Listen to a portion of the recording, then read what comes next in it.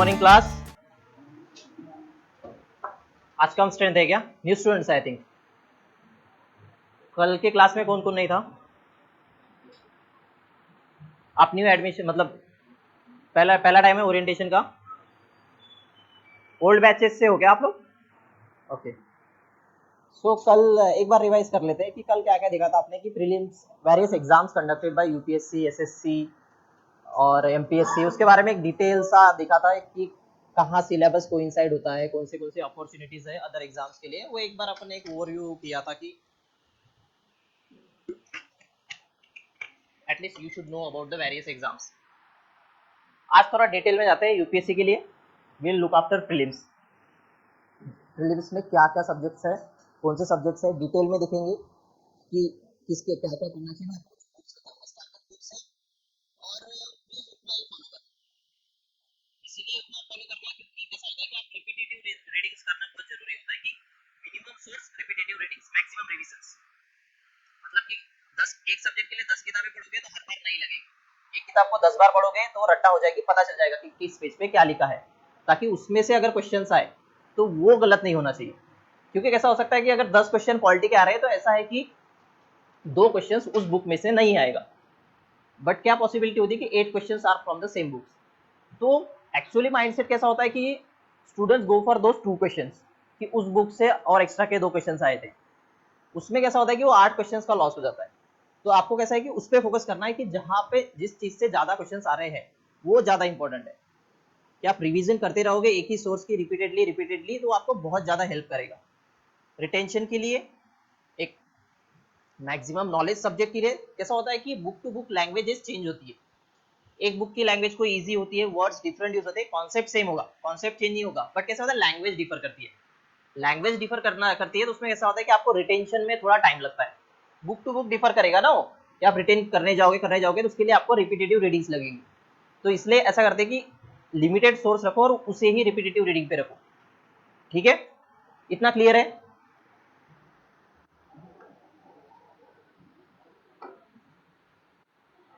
आप सबको सिलेबस आपने देखा है क्या प्रीलिम्स का?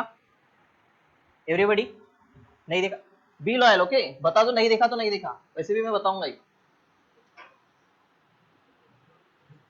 किस किस ने सिलेबस देखा है अब तक? जो स्टैंडर्ड सिलेबस है ना, कोचिंग वाला, ऐसे नहीं कि एग्जैक्ट जो यूपीएससी पब्लिश करता है सिलेबस, वो तो स्टैंडर्ड हो गया ना। तो वो स्टैंडर्ड सिलेबस किस किस ने देखा है? छोटा सा है पता है प्रीलिम्स का, 6 to 7 बुलेट पॉइंट्स ओनली, उतना ही है। उसमें सब्जेक्ट सारे कवर है। किस किस ने देखा इसके पहले सिलेबस, ताकि पता हो मुझे? आपने? किसी ने मतलब मैक्सिमम लोगों ने नहीं देखा, हार्डली 0.23 पीपल। ओके, कल अपन ने बात की थी प्रीलिम्स के बारे में। पेपर 1 होता है जीएस का, 200 marks, 100 question, 2 marks each, 2/3 negative marking. मैंने कल डिटेल में बताया था आपको, कोई डाउट है उसमें? सबको पता है जीएस का पेपर होता है, उसमें जीएस के सब्जेक्ट्स होते हैं। तो एक ना एक स्टैंडर्ड सिलेबस दिया है यूपीएससी ने, बस इतना ही है। वो जो एक पेपर सेट होता है वो इतने सिलेबस पे ही होता है, बट जब आप इसे डिसइंटीग्रेट करोगे तो इतना बड़ा निकलेगा कि यू मतलब कि आपको एक पता चल जाएगा कि एक डिटेल में एनालिसिस क्या है, क्या होता है, किस सब्जेक्ट में क्या है। वो एक आज डिटेल में अपन देखेंगे कि किससे एक एक्सपेक्टेड क्वेश्चन जो बोलते हैं कि किस टॉपिक से क्या एक्सपेक्टेड क्वेश्चन है और लास्ट ईयर से क्या क्वेश्चन आए थे, उस टाइप में जाएंगे। कि एक प्रोबेबिलिटी होती है ना एक टॉपिक की, आप यूनिवर्सिटी एग्जाम दे रहे हो तो आपको पता होता है कि ये टॉपिक इंपॉर्टेंट है। किस बेसिस पे पता होता है कि वो इंपॉर्टेंट है? रिपीटेटिव क्वेश्चंस कितने हैं, क्योंकि एक टॉपिक होता है जिसका repetitive questions again and again again and again आते रहता है, इसलिए वो इंपॉर्टेंट हो जाता है। सिमिलर यूपीएससी में भी है, कुछ टॉपिक्स है इसमें थीम्स चलती है, उसे मेजरली अपन थीम्स बोलते हैं। थीम्स क्यों बोलते हैं? कि एक मेजर टॉपिक होता है, उसमें छोटे छोटे सब टॉपिक होंगे। तो कैसा है कि आप एक एक छोटे सब टॉपिक को कंसीडर करने जाए तो इतनी बड़ी लिस्ट बनेगी कि आप उसको अलग से पढ़ना पड़ेगा। तो एक थीम कंसीडर की जाती है। फॉर एग्जाम्पल फंडामेंटल राइट, उसमें फॉर एग्जाम्पल फंडामेंटल राइट्स में क्या होता है कि अलग अलग बहुत सारे 12 to 35 फंडामेंटल राइट्स है। तो कैसे होता है कि किसी पे क्वेश्चन आएगा, किसी पे नहीं आएगा, बट मेजर थीम क्या होगी? Fundamental rights. You have to read it in detail कि इसमें से क्वेश्चन आने की एक्सपेक्टेशंस है, और मेजरली हर साल आता ही है, हर साल। Fundamental right, DPSP and fundamental duties, तो ये एक थीम हो जाती है, ऐसा मोटा मोटा सा होता है, उसे अपन डिटेल में देखेंगे। तो पहले ना सब्जेक्ट्स क्या होता है, जैसे कि ऐसे एक पर्टिकुलर सब्जेक्ट्स मेंशन नहीं किया यूपीएससी ने कि एक छोटा वर्ड्स यूज किया और ये एक important word generally UPSC use करता है। हाँ आई नहीं थी क्या? यूपीएससी ना क्या करता है, he gives words like this, syllabus में मेंशन किया है एक्सेट्रा। अगर आप इसे देखोगे तो कि जब पेपर सेट हुआ तो कोई ऑब्जेक्ट ही नहीं कर सकता कि आउट ऑफ सिलेबस का, it can include anything kind of. अब इसमें क्या दिया है, for example Indian and world geography, उसने एक स्पेसिफिक ऐसा ऐसा डिटेल में स्पेसिफिकेशन नहीं दिया है कि उसमें कौन सा क्राइटेरिया रहेगा, एक फिजिकल रहेगा, सोशल में अलग अलग पर्सपेक्टिव आएंगे, तो एक मोटा मोटा सा क्राइटेरिया दिया है, उसमें हम कुछ भी पूछ सकते हैं। इसीलिए प्रीलिम्स इज अनप्रिडिक्टेबल। क्यों होता है वो अनप्रिडिक्टेबल? बिकॉज ऑफ दिस कि उनका एक सर्टन क्राइटेरिया नहीं है, कि उन्हें कंपल्शन नहीं है कि उस एरिया से ही पूछना है। They will ask as per their demand कि उन्हें क्या पूछना है, बट इसका मतलब ये नहीं कि वो ऐसा पूछ देंगे कि किसी को सॉल्व ही करते नहीं आए। उसका भी एक स्टैंडर्ड है, वो एक लेवल रखेंगे, उस हिसाब से वो प्रोसीड करेंगे। जस्ट इसको एक डिसइंटीग्रेट करने जाए सिलेबस को, तो इट वुड बी लाइक कुछ सब्जेक्ट्स निकलेंगे। अगर इसको डिसइंटीग्रेट करेंगे तो कुछ सब्जेक्ट्स निकलेंगे कि जिन्हें मोटा मोटा अपने को पढ़ना है। फॉर एग्जाम्पल ये फर्स्ट वाला, current events of international, national and international importance, current affairs. First thing क्या आ जाएगा, करंट अफेयर्स। इसके बारे में पता है सबको? करंट अफेयर्स एक ऐसा है कि वो हर सब्जेक्ट में कवर होता है, it covers every subject. Polity में करंट अफेयर आते हैं, ज्योग्राफी में आते हैं, हिस्ट्री में आते हैं, इकोनॉमिक्स में आते हैं। हिस्ट्री में कैसे करंट अफेयर आते हैं कि हिस्ट्री का एक टिपिकल होता है कि वो सबको पता है कि हिस्ट्री हो चुका है in the past, so current affair कैसे आएगा? तो फॉर एग्जांपल जैसे कि 1942 for example quit India movement, ठीक है, तो उसको आफ्टर 50 इयर्स हो रहे हैं, क्या सिग्निफिकेंस ऐसा होगा, समझ रहे हो? 50 इयर्स, 100 इयर्स, उस मूवमेंट को 100 इयर्स हो रहा है, that's why it is in current affair कि 100 इयर्स कंप्लीटेड, 15 इयर्स कंप्लीटेड, तो उस टाइप से उसको करंट अफेयर में कंसीडर किया जाता है। ये एक हिस्ट्री का एक पर्सपेक्टिव होता है करंट अफेयर केस में। उसके बाद में हो गया आईआर तो ऑलवेज करंट अफेयर में हो गया, जियो पॉलिटिक्स जो चल रहा है रिसेंटली न्यूज में चल रहा है उसके एक्सपेक्टेड। देन उसके बाद में होता है मैपिंग, इंसिडेंट्स कहाँ पे हुए हैं, कहीं वोल्केनो फटा है या फिर कू हुआ है काइंड ऑफ थिंग, तो कॉन्फ्लिक्ट रीजन्स वो बहुत ज्यादा न्यूज में होते हैं, तो उसमें एक आईआर पर्सपेक्टिव कवर हो जाएगा। इकोनॉमी में भी करंट अफेयर होता है, ईयरली बजट आता है, इकोनॉमिक सर्वे आता है, it is kind of a current affair. कोई इनिशिएटिव होगा, आरबीआई ने रेपो रेट कम करेगा, ज्यादा करेगा, तो रेपो रेट का आपको नंबर याद नहीं रखना है, क्या नंबर रखना है कि रेपो रेट क्या है। ओके, रेपो रेट पता है आपको? Everybody knows repo rate, it is an interest. ये क्या होता है? फॉर एग्जांपल लोन देना होता है, रेपो रेट मतलब एक इंटरेस्ट रेट है। इंटरेस्ट रेट पता है क्या होता है न्यू स्टूडेंट? इंटरेस्ट रेट मतलब कि कुछ कोई किसी को लोन देगा तो एक सर्टेन इंटरेस्ट पे देगा, तो रेपो रेट इज लाइक कि आरबीआई बैंक्स को लोन देता है। सिंपल लैंग्वेज में एक बेसिक सा जो न्यू स्टूडेंट्स है उनके लिए, कि आरबीआई बैंक्स को लोन देगा एक सर्टेन इंटरेस्ट रेट पे, उसको बोलेंगे रेपो रेट। इस काइंड ऑफ ऐसा करंट अफेयर, इसलिए वो न्यूज में होगा, सिंपल। ओके, फिर science and tech. Science and tech की current affair perspective, science and tech majorly current affair की ओरिएंटेड होता है। Space technology, information and communication technology, cyber security हो गया, देन उसके बाद में वी कैन से नए इनोवेशंस, डिस्कवरी ऑफ समथिंग, ये ऑलवेज न्यूज में होता है, तो साइंस एंड टेक भी करंट अफेयर में कवर हो जाता है। तो एक ब्रॉडर पर्सपेक्टिव कवर करता है current affairs. It got a major role in UPSC prelims. अपन प्रीलिम्स पर्सपेक्टिव देख रहे हैं, मेंस में नहीं जा रहे, मेंस नेक्स्ट सेशन में देखेंगे, ठीक है? यहां तक क्लियर है? Am I audible clearly? Okay, then second is history of India and Indian national movement. Second subject will be then history.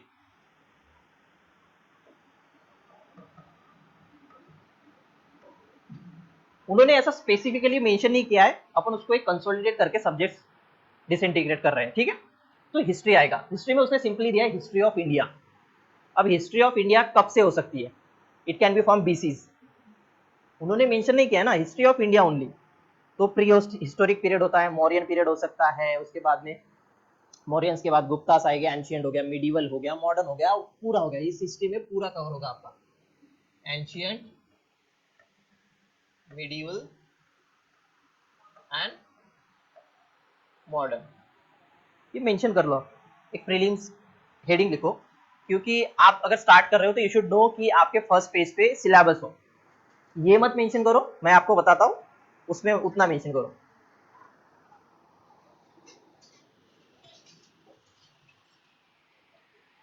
Initial pages पे लिखना, अगर कोई जब भी यूपीएससी का स्टार्ट करोगे तो प्रीलिम्स का सिलेबस अभी के लिए अगर आपके पास बुक नहीं है तो mention anywhere else, but usually क्या होता है कि आपका जो बुक होता है उसके इनिशियल पेज पे एक सिलेबस या फिर सब्जेक्ट्स मेंशन होना चाहिए, that you should no before starting a preparation. Okay,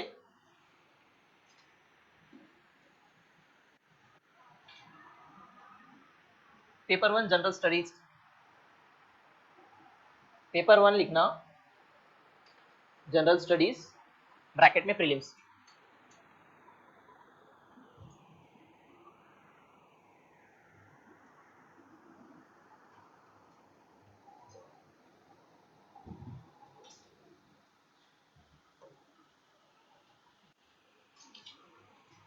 लिख लिया heading.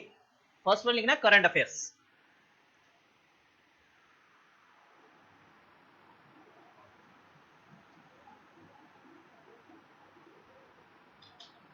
Second will be history,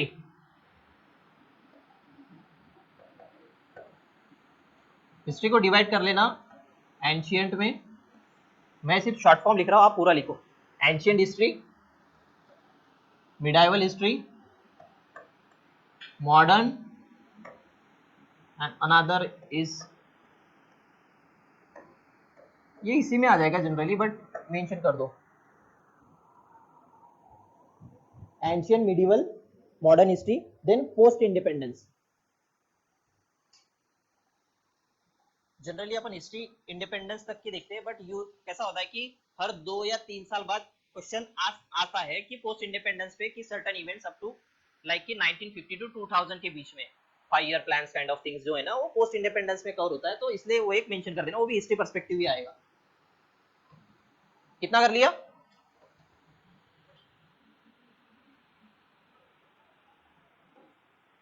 then third one was the Indian and world geography, physical, social, economic geography of India and the world.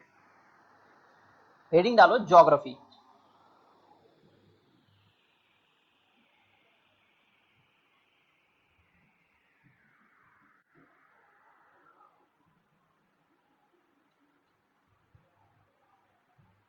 उसमें ना एक छोटी heading डालना bracket में, mapping भी लिख देना, मैपिंग।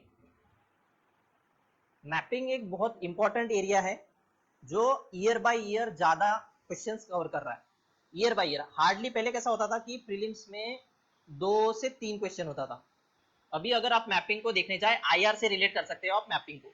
क्यों आईआर से कर सकते हो? Mapping is like locations on the world map, उस पे पूछेगा कि ये लोकेटेड है, जनरली मैच द पेयर देगा। मैं आपको क्वेश्चन दिखाऊंगा एक।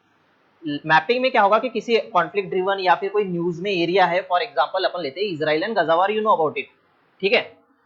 तो क्या होगा कि वो पूछेगा कि वो मेडिटेरियन सी से कनेक्टेड है इजराइल एंड गाजा, ओके? तो वो क्या करेगा कि कंट्रीज पूछेगा, मेडिटेरियन सी को कौन सी कंट्री सराउंड करती है, तो उसमें इजराइल देगा, इधर इजिप्ट देगा, ऐसे नहीं क्या?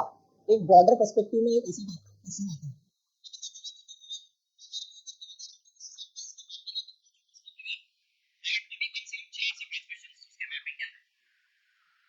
Majorly Africa is a very important thing. क्यों? पहले कैसा होता था कि मिडल ईस्ट, आपको मिडल ईस्ट पता है, मिडल ईस्ट जो एरिया है पहले उस एरिया से ज्यादा आया करते थे क्वेश्चन। अभी क्या हो गया कि उन्होंने prospect middle east and south east Asia, ये कुछ इंपॉर्टेंट एरियाज थे पहले, अभी क्या they are shifted to Africa. It's like a trend, हर चीज का ट्रेंड होता है, तो यूपीएससी में ऑलवेज एक ट्रेंड होता है कि वो फॉलो होता है और इस हिसाब से वो चेंज होते रहता है। तो मैपिंग लिख लिया, geography, current affair, history, geography, 3 subjects हो गए। Fourth one will be the polity, Indian polity and governance.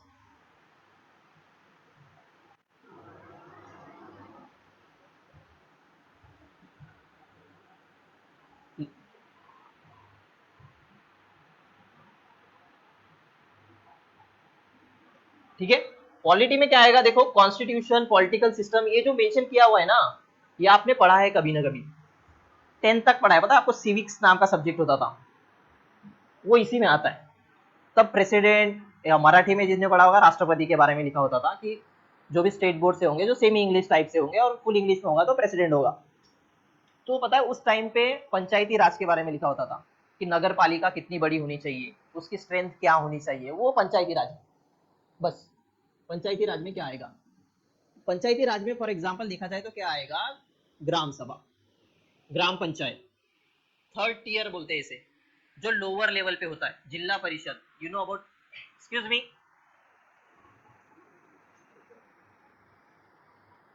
Hello,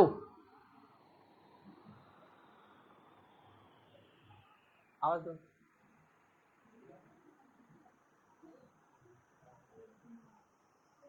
अरे बोला ना यार, are you interested in class, so go to the library, no, library है ना, तो यहाँ क्लास चल रहा है एक्चुअली, सो प्लीज आप लाइब्रेरी में जाइए, क्यों क्लास चल रहा है तो आप यहाँ पढ़ाई नहीं कर सकते। लाइब्रेरी आई थिंक फ्री है ना स्टूडेंट्स को यहाँ पे, नहीं है क्या, बैठने नहीं देते थोड़े, actually I think it is free for students, no, it is paid one, kindly sit on the corner then, actually it is distracting me, okay। Indian polity में, पॉलिटी में देखो, पॉलिटी में कैसा है कि अपन एक डिटेल में आपको बताऊंगा कि उसमें क्या क्या मेजरली कवर होता है। बस एक पंचायती राज इसलिए बता रहा हूँ क्योंकि ये डे टू डे लाइफ में आपको पता है, नगर परिषद के इलेक्शन होते हैं, जिला परिषद के इलेक्शन होते हैं, देन ग्राम पंचायत के इलेक्शन होते हैं, तो वो सबको पंचायती राज बोला जाता है। It is added by 73rd and 74th constitutional amendment है, उसमें लाया गया था वो पंचायती राज को कॉन्स्टिट्यूशनल। आपको पता है कॉन्स्टिट्यूशनल और नॉन कॉन्स्टिट्यूशनल में क्या डिफरेंस होता है, कि ये चीज constitutional, for example in Laxmikanth there mention है constitutional bodies and non constitutional body, उसका एक सादा डिफरेंस है, they are mentioned in a constitution, जब कॉन्स्टिट्यूशन बना था, ठीक है, they are mentioned in it. और ये जो बाकी नॉन कॉन्स्टिट्यूशनल है ना, वो मेंशन नहीं है, वो after the act, statutory act से बने हैं, उनको लीगल बैकिंग दी है एक एक्ट बना के, that's why they are called as like statutory body और नॉन कॉन्स्टिट्यूशनल बॉडी, एक सादा सा डिफरेंस होता है। तो इसमें ना एक अपन कॉन्स्टिट्यूशन के बारे में डिटेल पढ़ेंगे, कॉन्स्टिट्यूशन के बारे में पूरा, मतलब कि आपके राइट्स क्या होते हैं, प्रेसिडेंट इलेक्शन या पार्लियामेंट, पार्लियामेंट के बारे में, लोकसभा जो विधानसभा, आप लेजिस्लेचर्स के बारे में देखते हो, उनके elections and all, election of president वगैरह, जो डिटेल में एक होता है कि शेड्यूल्ड एरियाज क्या होते हैं, what are the schedules parts and all those stuffs, वो सब इसमें कवर हो जाएगा। पॉलिटिकल सिस्टम आ जाएगा उसमें, public policies and rights issues, इसको एक थोड़ा डिटेल में देखेंगे आगे में, मैंने आपको एक डिसइंटीग्रेट करके दिया हुआ है, उसमें एक हो जाएगा। देन कम्स द इकोनॉमिक, देखो एक बहुत बड़ा सा वर्ड दिया है, economic and social development, sustainable development, poverty inclusion, demographic, social sector initiative etcetera, simply mention economy, it's all about economy.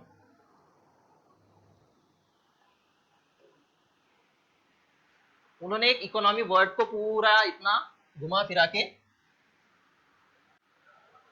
Actually ये है भी उतना बड़ा, ब्रॉडली देखा जाए तो इकोनॉमी बहुत ज्यादा बड़ा है, that's why they have mention some of the things that, और उसीलिए उन्होंने यहाँ एक्सेट्रा मेंशन कर दिया इकोनॉमी के लिए, कि वो ब्रॉडर जो वर्डिंग है ना, जो उसमें उसे नैरो डाउन नहीं कर पा रहे, इसलिए उन्होंने ये मेंशन कर दिया, मेंशन कर लिया economy. After that there is general issue on environmental ecology biodiversity and climate, that is environment.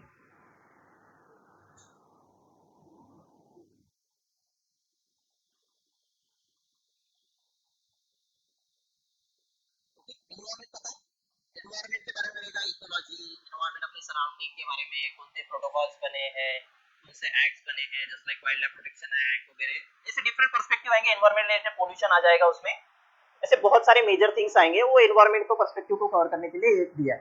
Then the last one is the general science, ये थोड़ा सा इसमें इशू आता है, क्या होता था पहले कि जब 2012-13 तक, यू कैन एक्सपेक्ट कि 12-13 तक ना पहले जनरल साइंस होता था,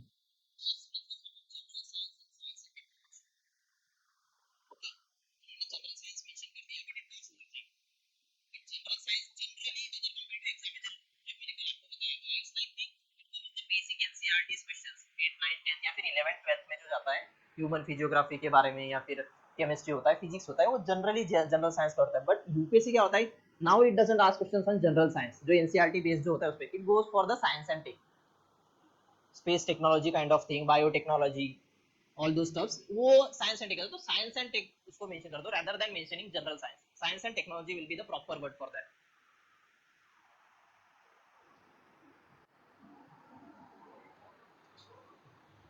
इतना क्लियर है? इजी है, कोई नहीं है।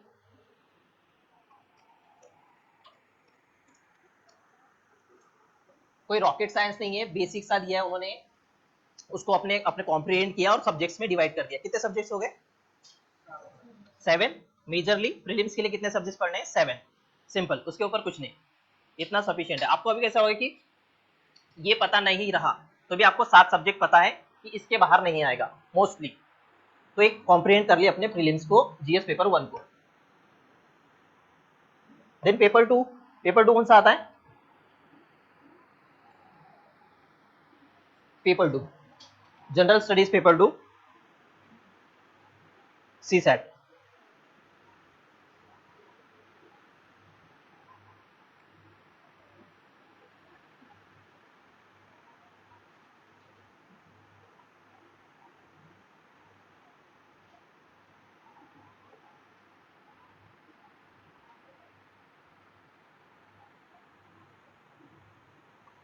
फर्स्ट थिंग उसमें आता है कॉम्प्रिहेंशन।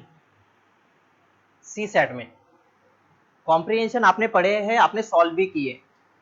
12th तक इंग्लिश सबको था, इंग्लिश एज अ सब्जेक्ट आपने 10th में भी होता है, 12th में भी होता है। इंग्लिश कॉम्प्रिहेंशन होता है, एक कॉम्प्रिहेंशन में पैराग्राफ रहेगा, उस पर क्वेश्चंस रहेंगे, उसको आपको आंसर देना है। यहाँ थोड़ा डिफिकल्टी लेवल ज्यादा है। उसमें कैसा होता था कि मेजरली पेपर कॉम्प्रिहेंशन में ही आंसर होता था। इन टर्म्स ऑफ एमपीएससी अपने देखा था, मैंने कल बताया था कि you get answer in the paragraph itself. MPSC में उसी में होता है। But UPSC is kind of a different thing, because UPSC का सीसेट अलग लेवल पे चल रहा है, वो अपना अलग ही गेम खेल रहे हैं। बिकॉज अभी ऐसा हो गया है कि लोगों का जीएस निकल रहा है, सीसेट नहीं निकल रहा है, इररेस्पेक्टिव ऑफ बैकग्राउंड। वो आईआईटी से भी होगा तो भी वो नहीं निकाल पा रहा है करके। सो इसमें ना एक ऐसी एक टेक्निक्स है, कुछ टेक्निक्स है जो इम्प्लाई करना पड़ता है। और ऐसा है कि यूजुअली कैसा होता था कि सीसेट है हो जाएगा। अर्लियर इज मेंटेलिटी कि 20, 21, 22 के पहले एक मेंटेलिटी होती थी कि कोई इतना बिग डील नहीं है, इजीली हो जाएगा, कोई इशू नहीं है। बट कैसा हो गया कि अभी उन्होंने कैसा कर दिया कि उस वजह से कैसा हो गया, सीसेट इजी था तो जीएस में मार्क्स कट ऑफ ज्यादा जा रहा था, 100 तक जा रहा था, 105 तक जा रहा था। सो उन्होंने क्या किया कि उनको पता चल गई कि स्टूडेंट्स को जीएस की स्ट्रेटेजी पता चल गई, सो they played in A CSAT. अभी कैसा होता है कि अभी जीएस का कट ऑफ सीसेट पे डिसाइड होता है, उसकी डिफिकल्टी लेवल पे। तो उन्होंने सीसेट की डिफिकल्टी लेवल बढ़ा दी और जीएस का कट ऑफ 90 के नीचे आ गया, क्योंकि ये क्वालिफाई नहीं हो रहे तो उधर 100+ भी आएगा तो भी कोई काम का नहीं। दैट्स वाई सीसेट भी अभी कैसा हो गया कि इंपॉर्टेंट थिंग हो गई है। पहले यूजुअली क्या होता था कि कोचिंग क्लासेस में सीसेट को इतना डिटेल में या फिर ऐसे प्रेस करके पढ़ाया नहीं जाता था। ऐसा था कि एक अंडरस्टैंडिंग है, स्टूडेंट इतना ग्रेजुएट होके आया है तो वो कर लेगा। बट नाउ कैसा हो गया, नाउ डेज की वो चेंज हो गया, वो एक स्टैंडर्ड जो था उन्होंने चेंज कर दिया है। Now you have to study both, आपको मिनिमम 2 घंटा तो भी सीसेट को देना पड़ेगा। You can't take it lightly, नहीं तो वो आपको लाइटली ले लेगा। ये भी नहीं होगा, वो भी नहीं होगा। तो उसमें कैसा होता है कि उन्होंने एक मेंशन किया, पहला होता है कि उसमें एक मेंशन करो, उसके 3 मेजर थिंग्स होते हैं उसमें सीसेट में। First one is the comprehension, first thing mention in CSAT, comprehensions होते हैं।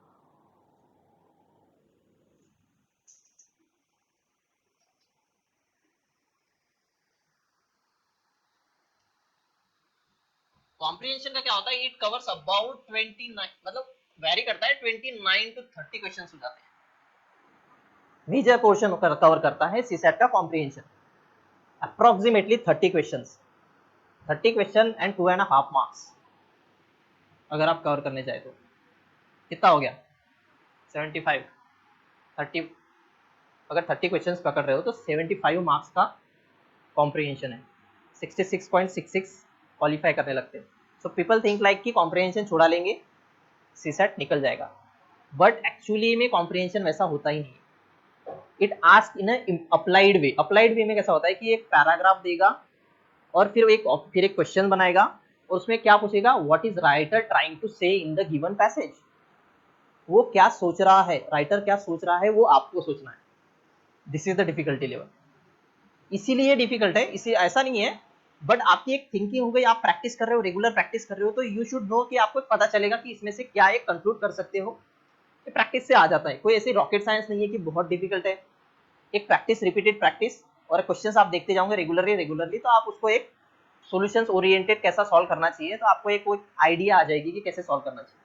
इसलिए कॉम्प्रिहेंशन एक मेजर एरिया कवर करता है, तो you have to be expert in that by practicing more and more again and again, simple.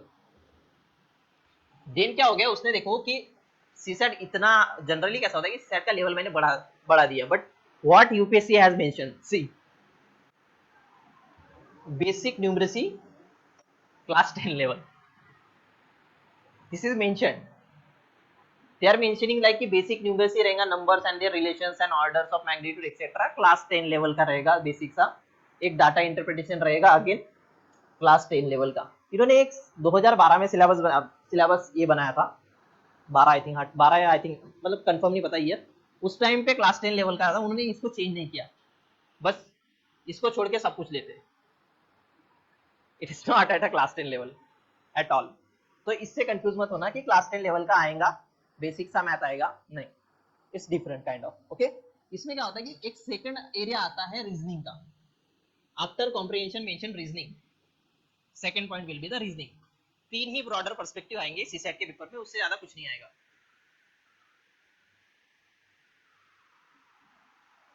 लिख लिया?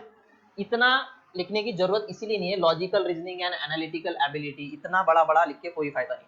You should no shortly, crisp रहेगा, याद में रहेगा, पता रहेगा कितना पढ़ना है, क्या पढ़ना है।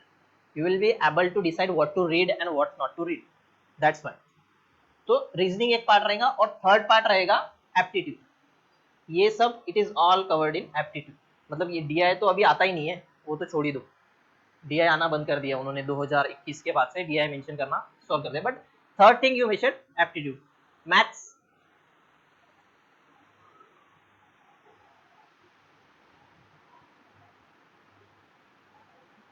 सो this is all about prelims का सिलेबस, ये उन्होंने मेंशन किया है यूपीएससी के वेबसाइट पे। अगर आप जाओगे तो सेम वर्डिंग मिलेंगे और सेम एग्जैक्टली वही से ही मैंने लिया है, just in the format of a PPT. इतना क्लियर है? इतना समझ में आएगा कि जीएस में क्या रहेगा, कौन से सब्जेक्ट्स रहेंगे, सीसेट में क्या रहेगा, कौन से सब्जेक्ट्स रहेंगे और उसमें क्या पूछेगा। ठीक है, क्या पूछेगा वो डिटेल में मैं बताऊंगा। ये एक एरिया मैंने बता दिया, ब्रॉडर एरिया क्या रहेगा। Then will go to reference things, कि बुक्स पहले बताऊं या फिर पूरा डिटेल में बताऊं, यू टेल मी।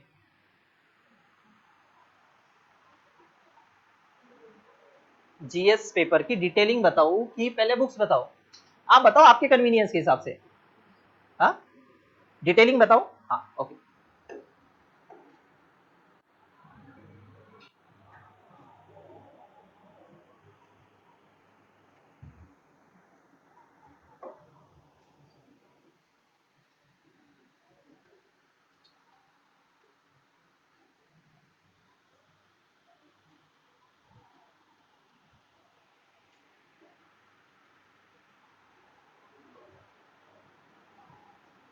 ये एक डिटेलिंग है यूपीएससी जीएस पेपर के बारे में।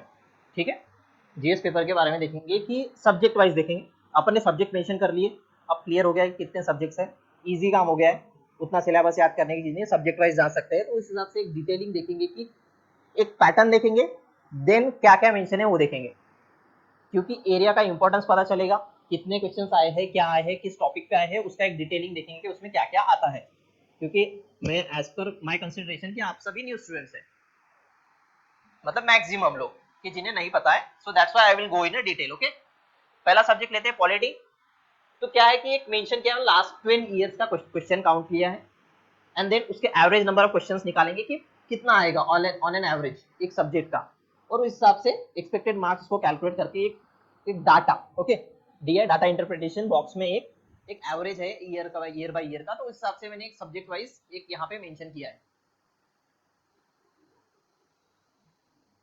Will go one by one, वो एक ओवरऑल था, वन बाय वन। पॉलिटी के देखेंगे कि एक एरिया है प्रीएम्बल का। पॉलिटी की स्टार्ट कहाँ से होती है कि प्रीएम्बल होता है।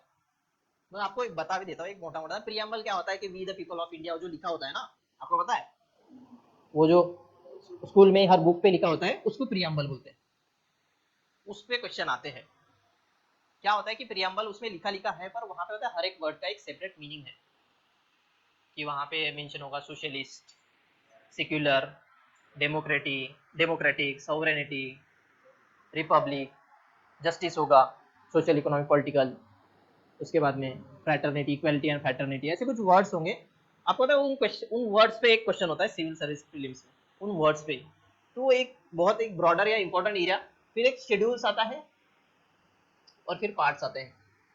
क्या होता है कि कॉन्स्टिट्यूशन को डिवाइड किया है पार्ट्स में, कॉन्स्टिट्यूशन को डिवाइड किया है पार्ट्स में, टोटल ऐसे एरिया एक एक पार्ट्स में आप कॉन्स्टिट्यूशन,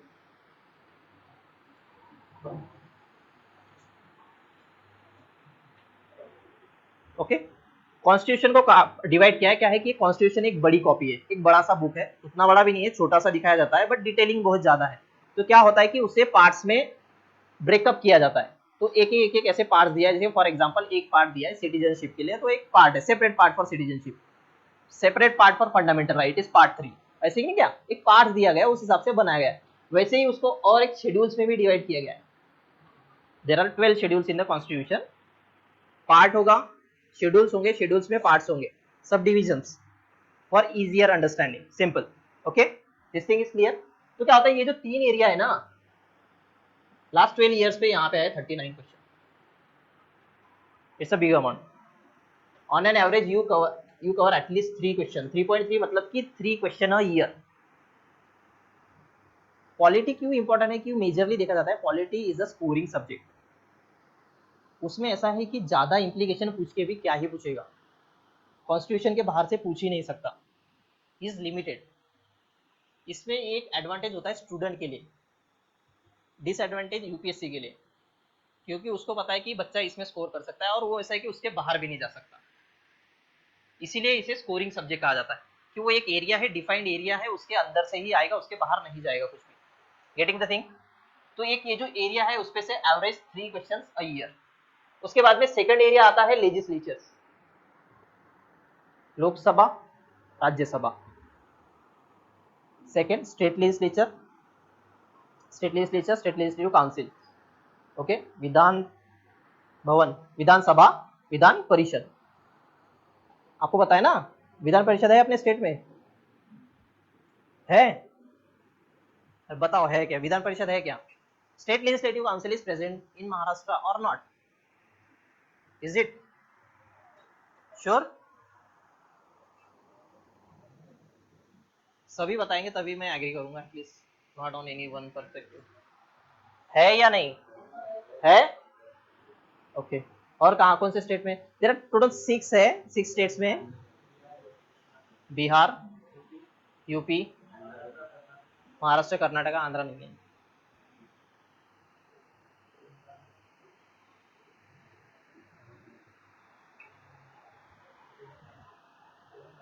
तेलंगाना, एक महाराष्ट्र, कर्नाटक, यूपी, बिहार, आंध्र, तेलंगाना इस पहले था, दे आर डिवाइडेड। सॉरी, आपने आंध्र बोला था क्यों? इसमें हाँ आंध्र, पहले आंध्र में था, तो तेलंगाना भी डिवाइड हो गया, फिर वो और 2 बढ़ गए। हाँ, आंध्र तेलंगाना है, टोटल 6। ओके, विधान परिषद का क्या होता है, they are the elected representative are indirectly elected.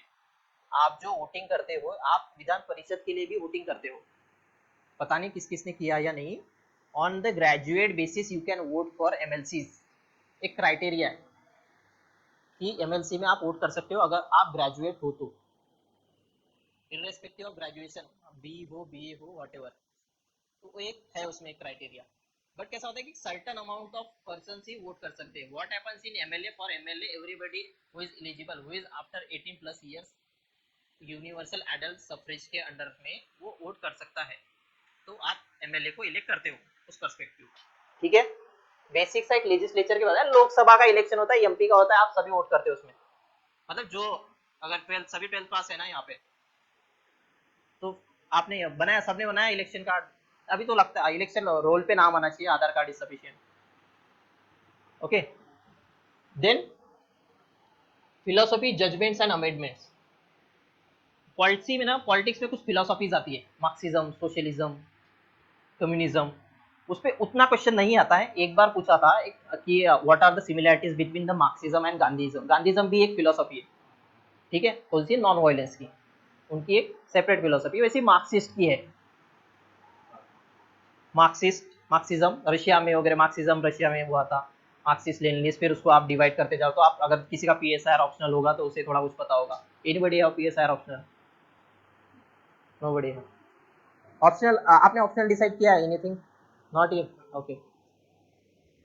Then कुछ जजमेंट्स रहेंगे, सुप्रीम कोर्ट्स के कुछ जजमेंट्स होते हैं, यू नो, कि कुछ after Kukka Swamy case, right to privacy. ये प्रीवियस ईयर क्वेश्चन है कि case Putta Swami case related to, तो right to privacy, right to freedom, ऐसे एक आपको ऑप्शंस देंगे। उस टाइप में एक जजमेंट्स पे क्वेश्चन होगा ना। अमेंडमेंट क्या होता है कि अमेंडमेंट, आपको अमेंडमेंट के बारे में कुछ फायदा, any idea about amendments? Nothing, anything? Amendment is like कि बताए कि, हाँ, तो अमेंडमेंट इज लाइक कि कॉन्स्टिट्यूशन कब बना था?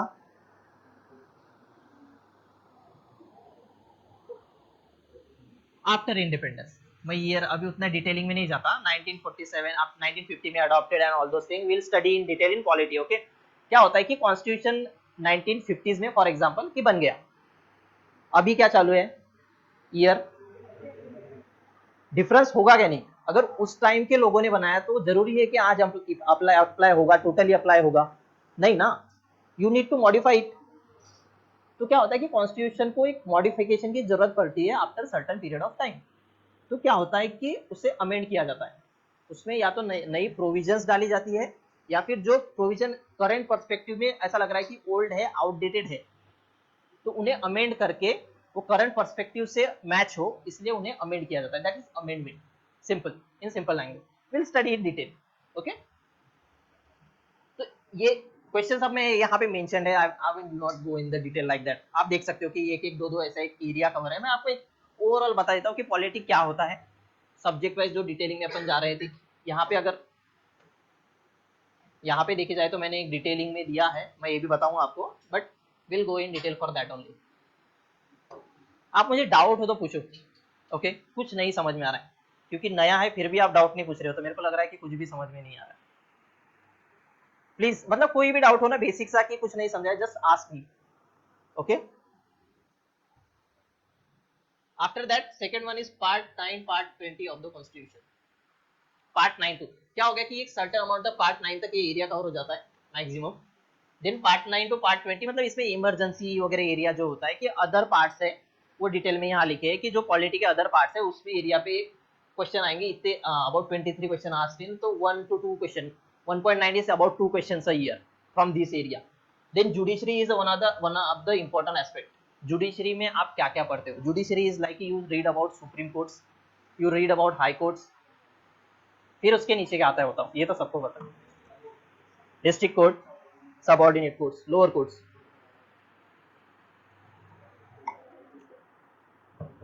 लोक अदालत भी आएगा। लोक अदालत आएंगे जो लोअर लेवल पे, जिला व सत्र न्यायालय, you know, district court, this is district court, आपका जो जिला है नागपुर का, this district court, you will study in detail about the district courts. उसके बाद में जो नीचे के सबऑर्डिनेट कोर्ट्स आते हैं, जो तहसील लेवल पे होते हैं, उन्हें सबऑर्डिनेट कोर्ट बोलते हैं। कि एक्चुअली कैसा होता है कि प्रोसेस होती है कि एरिया, मतलब कि स्टेप बाय स्टेप केसेस जाते हैं यूजुअली। अगर आप सबऑर्डिनेट कोर्ट्स में सेटिस्फाइड नहीं है तो you can apply in higher courts, it's like that, okay. तो उस टाइप से तो हाईएस्ट कौन सा कोर्ट होगा? Supreme court, it is only one situated in Delhi, okay. तो उस टाइप में होगा। देन जैसे मैंने बताया था कॉन्स्टिट्यूशनल एंड स्टैट्यूटरी बॉडीज, मैंने आपको इसके पहले ही एक्सप्लेन किया कि क्या होता है constitutional and statutory bodies. Statutory मतलब कि एक्ट, लीगल, ओके, वो लीगली बैक्ड है। ऐसा ही नहीं बनाया कि उनके पीछे एक एक्ट भी बनाया कि लीगल बैकिंग होनी चाहिए, इसलिए एक स्टैट्यूटरी बॉडी बने। और कॉन्स्टिट्यूशनल बॉडी जो कॉन्स्टिट्यूशन बना तब से ही मेंशन्ड है, दे आर बहुत इंपॉर्टेंट होते हो, उसमें different different CAG and all those things आएगा उसमें, वो पढ़ेंगे अपन डिटेल में। देन एग्जीक्यूटिव, एग्जीक्यूटिव में क्या आएगा?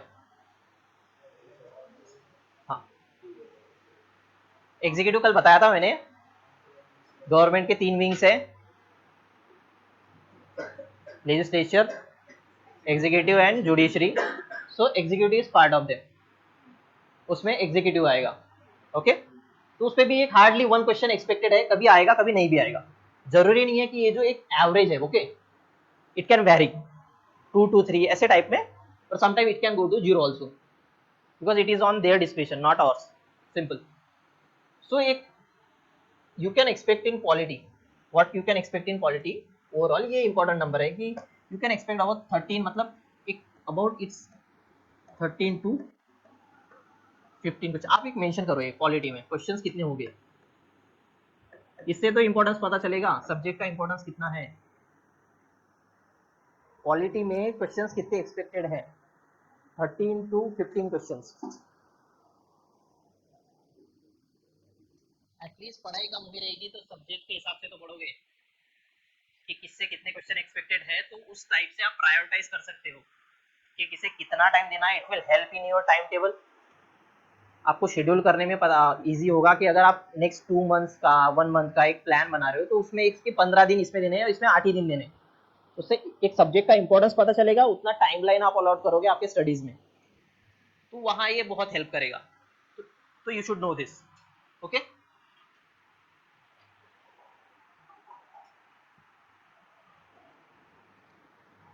ये एक डिटेलिंग है, क्वेश्चन इस टॉपिक में किस ईयर में पूछा था.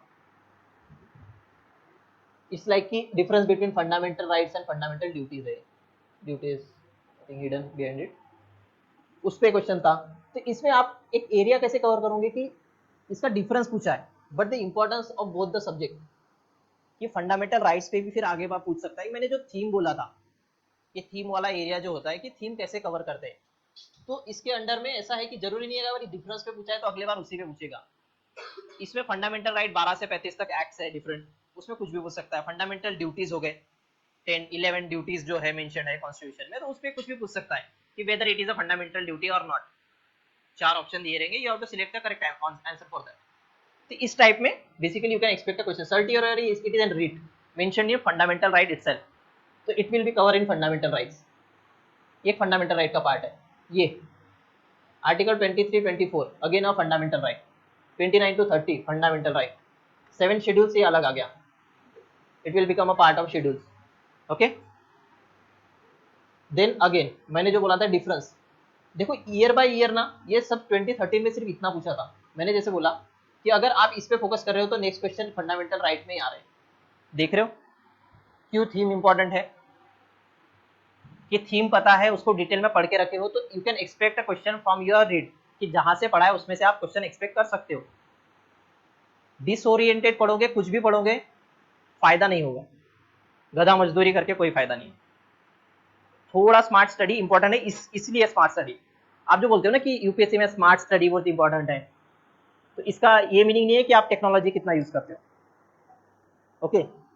आप उसको स्ट्रक्चर्ड वे में कैसे पढ़ते हो कि क्या है and what can he ask, this is a smart study, उसे स्मार्ट स्टडी बोलेंगे. कि आप एक एरिया निकाल रहे हो, उसमें से क्वेश्चन आ सकता है क्या, उस टाइप में. ये नहीं पूछोगे कोचिंग में अगर ये क्वेश्चन रिपीटेटिव आ रहा है तो वो यूपीएससी में भी आएगा, नो, नॉट कंपलसरी. वो क्या है, उसके उनके पास एक थीम है, वो उसमें से पूछेगा. वो एक एरिया ऐसा पर्टिकुलर एरिया रहेगा, उसे वो एक पसंदीदा एरिया है, उसमें से क्वेश्चन आ रहा है तो उसमें ही आएगा. देखो 21 पुट्टा स्वामी केस, ये फंडामेंटल राइट में भी आता है और ये जजमेंट्स में भी आता है, कनेक्ट करने जाओ तो, okay. Right to privacy is included in, article का नाम पूछेगा, राइट टू प्राइवेसी किस आर्टिकल का नाम है, आर्टिकल 21, 25, 26, 28 ऐसा ऑप्शन देगा. अगर वो उसे इस पे पूछना है तो KS पुट्टा Swami case is related to which fundamental right, it will be right to privacy. He will ask a question like that, और दोनों पीवाईक्यू है जो मैंने अभी बताया, प्रीवियस ईयर क्वेश्चंस. इसलिए प्रीवियस ईयर क्वेश्चंस इंपॉर्टेंट रखते हैं कि वो आपको एरिया बताते हैं कि आपको किस एरिया पे फोकस करना है, बस. Again article 19 fundamental right, various philosophies in preamble, इसमें वो वर्ड्स आ गए जो मैंने आपको बोले थे कि प्रियम्बल में वर्ड्स होते हैं सोशलिस्ट, सेक्युलर, डेमोक्रेटिक, तो वो फिलोसफीज मेंशन्ड है प्रियम्बल में, उस पर भी क्वेश्चंस आते हैं. देन 10 शेड्यूल, शेड्यूल्स पे क्वेश्चन अपन ने देखे ऑलरेडी कि शेड्यूल्स पे आपको क्वेश्चन आते हैं. Main objectives of the preamble, again preamble, ये प्रियम्बल का सब डिवीजन है कि प्रियम्बल में किस किस टाइप में उन्होंने क्वेश्चन पूछा है. फंडामेंटल राइट्स वर्सेस डीपीएसपी, ये एक नया एरिया आ गया, DPSP. But fundamental right, DPSP और ये फंडामेंटल ड्यूटीज ये एक ही एरिया में गवर्न होता है। अगर आप जब क्वालिटी डिटेल में पढ़ोगे तो आपको पता चलेगा कि एक एरिया है, उसी में गवर्न हो जाता है। अलग अलग पार्ट में आएगा, part 3, part 4 a kind of. It will B fundamental right will be cover in part 3, it will B fundamental DPSP is in part 4 and fundamental duties in part 4A. This thing. Again fundamental rights. Q Warranto एक fundamental right है, article 32. Then mandamus again article 32. Fifth and sixth schedule. So एक देखो यहाँ से आया ना ये सब तीन चीजें पता है तो प्रियम्बल, फिलोसफीज देखे थे अपन यहाँ पे। सेकंड शेड्यूल्स पे क्वेश्चन है, शेड्यूल्स पे क्वेश्चन है, 7 शेड्यूल पे क्वेश्चन है, 10 शेड्यूल पे क्वेश्चन है, 5th एंड 6th शेड्यूल्स पे क्वेश्चन है। देन पार्ट 3 मतलब फंडामेंटल राइट को पार्ट 3 बोलते हैं, सिंपल। ओके, पार्ट 3 पे क्वेश्चंस है दिस थिंग्स इतना सारा। पार्ट 4 इज डीपीएसपी पे क्वेश्चंस है। पार्ट 4 ए होना यहाँ, that is the fundamental duty. तो आपको ये ही पढ़ते रहोगे तो ये क्वेश्चन आप आराम से सॉल्व कर लोगे। बहुत गंदा सा हो गया है, वेट। इतना समझ में आ गया? बोर हो रहा है क्या?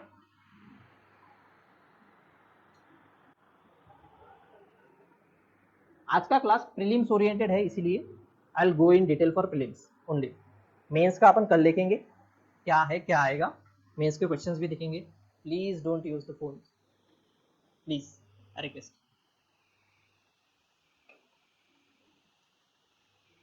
ये हो गया। सेकंड एरिया क्या आएगा? लेजिस्लेचर थोड़ा देख लेते हैं। लेजिस्लेचर में क्या बनेगा? Difference between Rajya Sabha and Lok Sabha. Legislature में इंक्लूडेड ही है, राज्यसभा लोकसभा लेजिस्लेचर में ही आता है, तो उस पर क्वेश्चन एक्सपेक्टेड ही है कि उसी पे पूछेगा। लेजिस्लेचर में 4 चीजों के बाहर नहीं जाएगा, क्योंकि ये 4 चीजें आती है, Lok Sabha, Rajya Sabha, Vidhan Bhavan, Vidhan Parishad, that is state legislative assembly, state legislative council. ये 4 चीजें उसमें आती है, तो उसी में ही होगा। अब लेजिस्लेचर क्या काम करता है उसकी डिटेलिंग में जाएगा हार्डली वो। इस लाइक के difference between Rajya Sabha and Lok Sabha. Parliamentary committees वो पार्लियामेंट में आता है। पार्लियामेंट में क्या, आपको पार्लियामेंट के बारे में, व्हाट इज पार्लियामेंट, क्या क्या इंक्लूड होता है पार्लियामेंट? पार्लियामेंट का सेशन हुआ, यू हर्ड इन आज तक?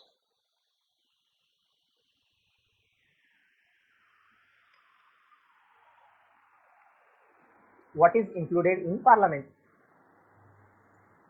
What constitute a parliament? Lok Sabha, Rajya Sabha, president भी आता है। टेक्निकली आप देखने जाओ तो 3 थिंग्स आती है। मैं प्रेसिडेंट इसलिए नहीं बताया क्योंकि बाकी लोगों ने डिटेल में पढ़ा नहीं, बट प्रेसिडेंट भी आता है पार्लियामेंट में। But parliament includes Lok Sabha and Rajya Sabha. Combinedly देखा जाए तो it is called as parliament. जो पार्लियामेंट की बिल्डिंग होती है वहां 2 होते हैं, एक राज्यसभा का होता है और लोकसभा का होता है, तो उसे अलग से नाम नहीं दे सकते, इसलिए पार्लियामेंट बिल्डिंग बोलते हैं। This is parliament, simple. Lok Sabha and Rajya Sabha combine parliament. पर प्रेसिडेंट ध्यान रखना, ये क्वेश्चंस आते हैं एग्जाम में कि what includes a parliament. Lok Sabha Rajya Sabha रहेगा, टिक मार दोगे, लेकिन प्रेसिडेंट भूल जाऊंगा, इसलिए। तो क्या होता है कि पार्लियामेंट में कुछ कमिटीज होती है, तो एक पार्लियामेंट्री कमिटीज होती है। कैसे होता है कि जब कोई बिल इंट्रोड्यूस होता है, आपको बिल के बारे में पता है ना कि बिल पास होते हैं पार्लियामेंट में, तो क्या होता है कभी कभी बिल की टेक्निकलिटीज की होता है कि जनरली अपोजिशन अपोज करती है। They said that refer this bill to parliamentary committee, क्योंकि एक expert advice, you can say that, वो एक एक्सपर्ट एडवाइस निकालती है, वहां कुछ लैकुनास है क्या, व्हाट वी कैन मॉडिफाई, इस टाइप की थिंग्स वहां पे पार्लियामेंट कमिटी में होंगी, डिस्कस होगी, फिर वो बिल फिर से टेबल होगा पार्लियामेंट में। बेसिक सिंपल, उस पे भी क्वेश्चन है। Then difference between the finance bill, money bill. Bill different types के होते हैं, अपन सिर्फ बिल सुनते हैं। अब budget is a money bill, ठीक है, उसमें अलग अलग बिल होते हैं। एक ऑर्डिनरी बिल होता है, मनी फाइनेंस बिल होता है, मनी बिल होता है, ऐसे अप्रोप्रिएशन बिल्स होते हैं। तो ये डिफरेंट डिफरेंट टाइप्स के बिल्स होते हैं। सिर्फ overall we get to know about the bills, but you go in detail, उसमें भी अलग अलग टाइप्स है। मनी बिल लाइक कि ऐसा बिल जो पैसे से रिलेटेड है, बजट पैसे से रिलेटेड है कि आपका नेक्स्ट फाइनेंशियल ईयर में आपको कितना पैसा लगेगा। जब तक बजट पास नहीं होगा तब तक गवर्नमेंट के पास पैसा नहीं आएगा, until and unless it is signatured by president. पास होके अगर प्रेसिडेंट ने असेंट देगा, यू नो व्हाट, पार्लियामेंट में प्रेसिडेंट क्यों आता है? There is one reason for that, बहुत ही इंटरेस्टिंग है। क्योंकि पार्लियामेंट तो लोकसभा और राज्यसभा है, प्रेसिडेंट तो अलग रह गया। तो क्या होता है पार्लियामेंट में लोकसभा और राज्यसभा इसलिए कि वहाँ बिल पास होते हैं, पहले बिल लोकसभा में आएगा, फिर राज्यसभा में जाएगा, फिर वो पास हो जाएगा जनरली। बट क्या होता है कि ये प्रोसीजर में एक स्टेप मिस हो जाती है, अनटिल एंड अनलेस प्रेसिडेंट उसे असेंट नहीं दे देता। असेंट मतलब सिग्निफाइड नहीं करता कि दिस बिल इज पास, तब तक वो एक्ट नहीं बन पाता।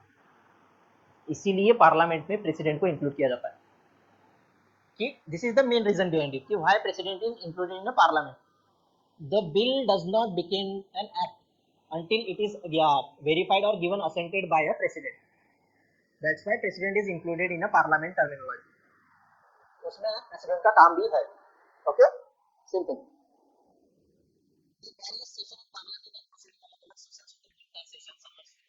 बजट सेशन आपने सुना होगा, मॉनसून सेशन, उस बारे में और उसके प्रोसीडिंग्स कैसे होते हैं उस पे भी क्वेश्चन पूछता है। How bill are passed in a parliament, you have to know the process, you can expect question on that also. then speaker of lok sabha roles and responsibility, हर एक हाउस का एक स्पीकर होता है जो बड़ी सी कुर्सी पे आगे में बैठा होता है, उसे स्पीकर बोलते हैं।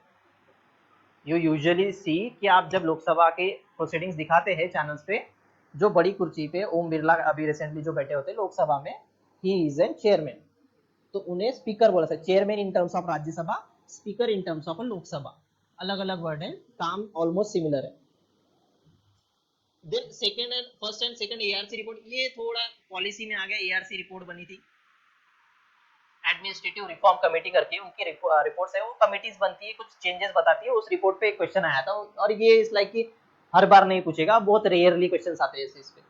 Then provision and restriction to contest Lok Sabha and Rajya Sabha election के लिए प्रोविजंस क्या है, हाउ मतलब कि एलिजिबिलिटी क्राइटेरिया क्या है to become MP in Lok Sabha और राज्यसभा, सिंपल। तो उसमें भी एक क्वेश्चन है। Then deputy speaker of Lok Sabha, क्या होता है कि हर एक सेशन में एक स्पीकर भी होता है और एक डेप्यूटी स्पीकर भी होता है।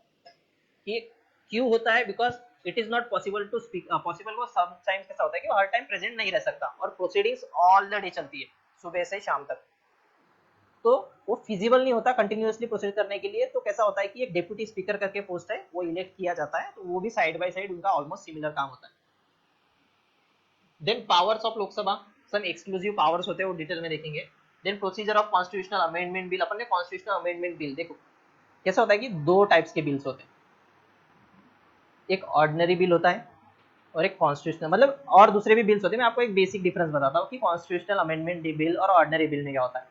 जब आपको कॉन्स्टिट्यूशन में चेंजेस करने हैं, you have to bring a constitutional amendment bill, और जो बेसिक जो ऑर्डिनरी रेगुलर वर्किंग के लिए जो बिल होते हैं, वो उसके लिए उसे कहते हैं कि ordinary bill, they will become an act. ये एक सादा सा डिफरेंस है कि कॉन्स्टिट्यूशन में चेंजेस लाने के लिए कॉन्स्टिट्यूशनल अमेंडमेंट बिल आपको लाना पड़ता है, और एक थोड़ा इंपॉर्टेंट एरिया पड़ता है ये, इसे थोड़ा डिटेल में पढ़ना बहुत जरूरी है, बिकॉज बहुत पॉसिबिलिटीज होती है इस पे क्वेश्चन आने की। और एक कमेटी थी एच एन सान्याल की, वो इट्स लाइक एन बाउंसर। कैसा होता है कि कुछ बाउंसर्स होते हैं, जरूरी नहीं है, अब जैसे कि मैंने बोला था कि लिमिटेड एरिया है, तो ये लिमिटेड एरिया में फॉर एग्जांपल अपने देखे कि ये लिमिटेड एरिया में पूछेंगे, लेकिन this is a bouncer, this is an bouncer, okay.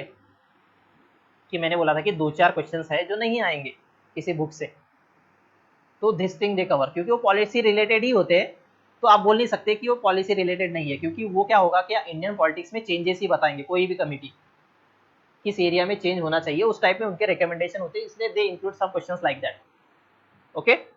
यहाँ तक क्लियर है। देन एग्जीक्यूटिव, एग्जीक्यूटिव में ना, एग्जीक्यूटिव बॉडीज में ये आते हैं, civil servants are also executive, okay, and they are also executive. Vice president of India, president also included as a executive, but एक कॉन्स्टिट्यूशन में आता है, तो उस पर भी क्वेश्चन होते हैं। Governor, powers of president versus power of governor, attorney general of India, solicitor general of India. ये पता है कि इसके बारे में कुछ पता है? न्यू वर्ड है, इंटरेस्टिंग वर्ड है, यू नो, गवर्नमेंट का वकील। अब कैसा होता है कि कोई भी केस करोगे, फॉर एग्जांपल आपको राइट है, आप गवर्नमेंट के अगेंस्ट केस कर सकते हो, और होते भी है, गवर्नमेंट पे केस बहुत लगते हैं, तो उन्हें भी एक लीगल डिफेंडर चाहिए, ऑब्वियसली गवर्नमेंट को डिफेंड करने के लिए कोई तो चाहिए। तो उसमें attorney general of India for central government and solicitor general of India for state government. Centre का वकील, स्टेट का वकील, इतना ध्यान में रखो, डिटेल में तो पढ़ना ही है, बट एक बेसिक सा आइडिया आपको पता होना कि क्या है, ठीक है।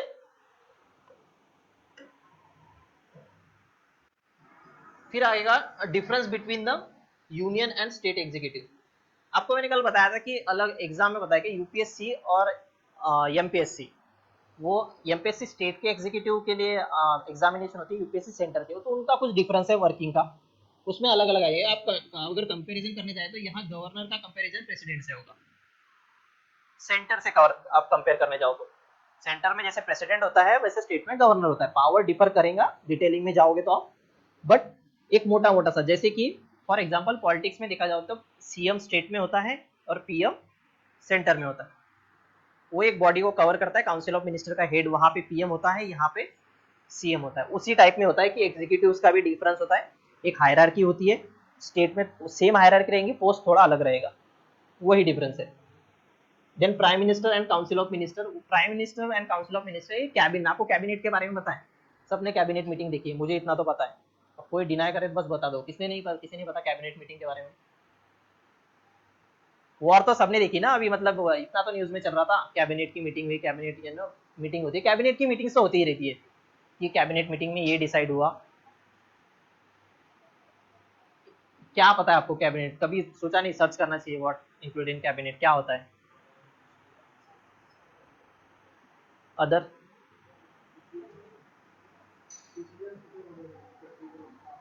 क्या? हाँ डिसीजन इंप्लीमेंट होते हैं, लेकिन वो टेक्निकलिटीज में जाते हैं। मैं क्या होता है पूछ रहा हूँ मैं, मतलब कि क्या होता है, व्हाट इंक्लूड्स अ कैबिनेट, मतलब कि एक बॉडी कैसी बॉडी होती है। हाँ कैसा होता है कि पहले आपने क्या इलेक्ट एमपीज इलेक्ट करते हो, फिर वो मिनिस्टर्स उनके वो क्या करते हैं, शपथ लेते हैं, प्रेसिडेंट हाउस के आगे शपथ विधि होती है when ever a prime minister is elected. तो क्या होता है कि जब वो मंत्री बनते हैं, उन सभी मंत्रियों को काउंसिल ऑफ मिनिस्टर बोलते हैं, ठीक है। वो एक काउंसिल ऑफ मिनिस्टर बन गए, काउंसिल ऑफ मिनिस्टर उनमें से एक प्राइम मिनिस्टर चूज करते हैं। जनरली ये प्रोसेस होता है, पर कैसे कि कोई आपने जो पॉलिटिकल पार्टीज है वो अपना पीएम कैंडिडेट पहले ही अनाउंस कर जाती है, बट प्रोसेस क्या होता है कि काउंसिल ऑफ मिनिस्टर में से ही एक जो है प्राइम मिनिस्टर बनेगा यूजुअली। तो उसमें से कैसा होता है कि अब काउंसिल ऑफ मिनिस्टर में इतनी सारी मिनिस्ट्री है, बट क्या होता है कि ये फिजिबल नहीं है प्राइम मिनिस्टर को कि हर मिनिस्ट्री के तरफ जाना, कि जब आपको डिसीजन लेना है तो आप 100 लोगों को बिठा के तो डिसीजन नहीं ले सकते कि यहाँ पे पीएम बैठे हैं और यहाँ 100 मंत्री बैठे हैं अलग अलग, क्योंकि उसमें अलग होते हैं कि union minister, then state minister, ऐसी एक कैटेगरी होती है। तो एक बहुत बड़ा सा एरिया होता है काउंसिल ऑफ मिनिस्टर का। तो क्या करते हैं कि कैबिनेट एक ऐसी बॉडी बनाती है जिसमें एक इंपॉर्टेंट पोर्टफोलियो के मिनिस्टर्स इंक्लूड होती है। फॉर एग्जाम्पल जो इंपॉर्टेंट मिनिस्ट्री है, फॉरेन अफेयर्स, डिफेंस, होम, ये जो कुछ इंपॉर्टेंट मिनिस्टर होते हैं ना, तो उनकी एक छोटी सी बॉडी होती है, उसे कैबिनेट बोलते हैं। तो यूजुअली क्या होता है कि कैबिनेट ना डिसीजन लेता है इंपॉर्टेंट मैटर्स पे, कि फास्ट डिसीजन मेकिंग होनी चाहिए, क्योंकि आप 100 लोगों में डिसीजन लेने जाओ तो कंसेंसस बिल्ड करने में ही आपको 1 घंटा चला जाएगा, 1 घंटा का 1 दिन भी चला जाएगा। तो इसलिए एक स्मॉल बॉडी बनाई जाती है ताकि एक डिसीजन लिया जाए, और जनरली उस डिसीजन को काउंसिल ऑफ मिनिस्टर जो रिमेनिंग मिनिस्टर है वो एग्री करना ही पड़ता है उन्हें, उनको थोड़ी ना मंत्री पद खुना है क्या नहीं, उनका डिसएग्रीमेंट होगा लेकिन दे कांट एक्सप्रेस, नहीं तो अगले दिन मंत्री जी गए, उसके अगले दिन दूसरे मंत्री जी आए। सो this is the thing. So how it, मतलब कि कैबिनेट कैसे वर्क करती है, इसीलिए आपको पता है पोस्ट के लिए झगड़ा होता है, आपको पता है, इसीलिए this is the thing. Power में भी पावर के लिए कंपटीशन है कि सबको एमएलए बनना है, फिर जो एमएलए एमपी बना वो मंत्री के लिए झगड़ रहा है कि मुझे मंत्री बनना है, फिर जब मंत्री पद मिला तो वो नाराजी चलती है कि मुझे वो पोर्टफोलियो नहीं मिला। सो this is how power works, कि उसे पता है कैबिनेट का इंपॉर्टेंस क्या है, वो हर एक को एक इंपॉर्टेंट मिनिस्ट्री होना उस हिसाब से कि एक अथॉरिटी शो करती है, धीरे से पावर स्ट्रगल अंदर सब, ये सब पावर का खेल है। मैंने बताया था आप सब यहाँ क्यों बैठे हो, पावर के लिए, क्योंकि एक डिस्ट्रिक्ट मैजिस्ट्रेट के पास जो पावर होती है वो बाहर नहीं मिल पाती, simple, it's all about power. Okay, इतना क्लियर है?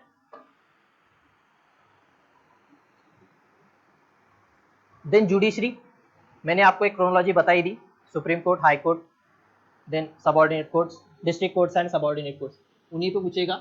उसमें वो क्या होगा कि इसमें डिटेलिंग में जाएगा कि उसमें क्या क्या आती है डिटेलिंग, सुप्रीम कोर्ट में क्या आएगी, difference of power between supreme court and high court होगा यहाँ, देन वेरियस जुरिस्डिक्टरी, वहाँ पे जुरिस्डिक्शन होते हैं अलग अलग, मतलब कि ओरिजिनल जुरिस्डिक्शन, अपीलेट जुरिस्डिक्शन, तो वो डिटेल में अपन देखेंगे।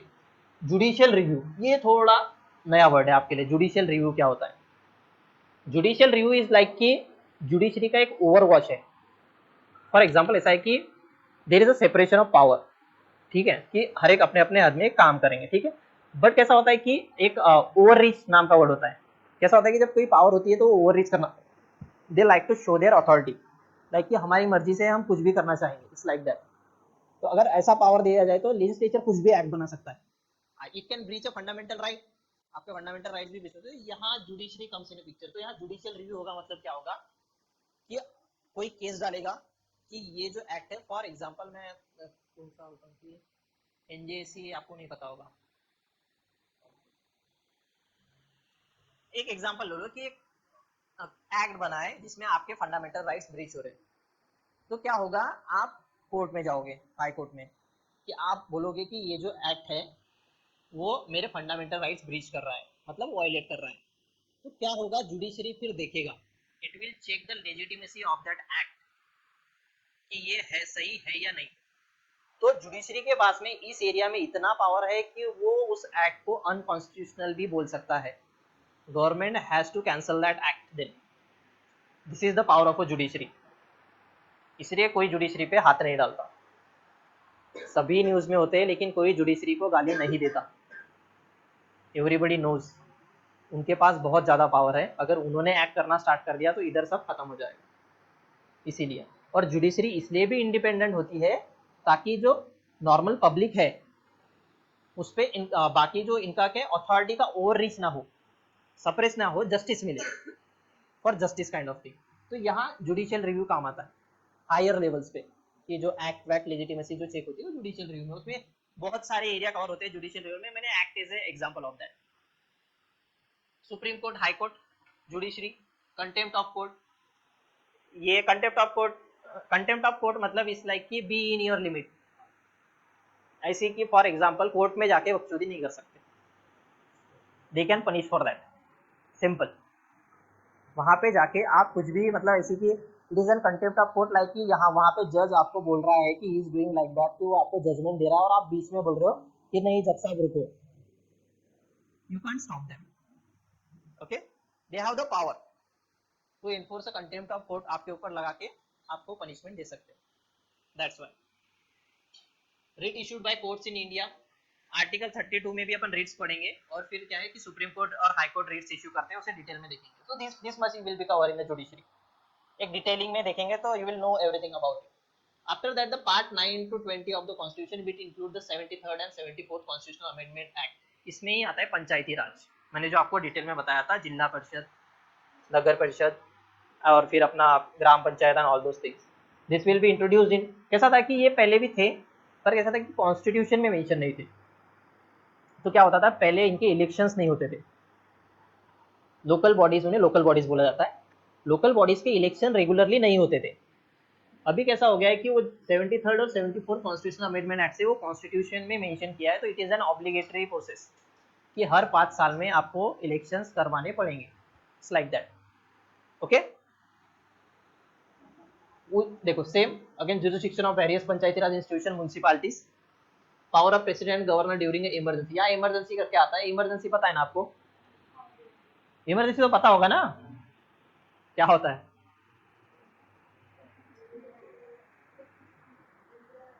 हाँ, इंदिरा गांधी ने लगाई थी।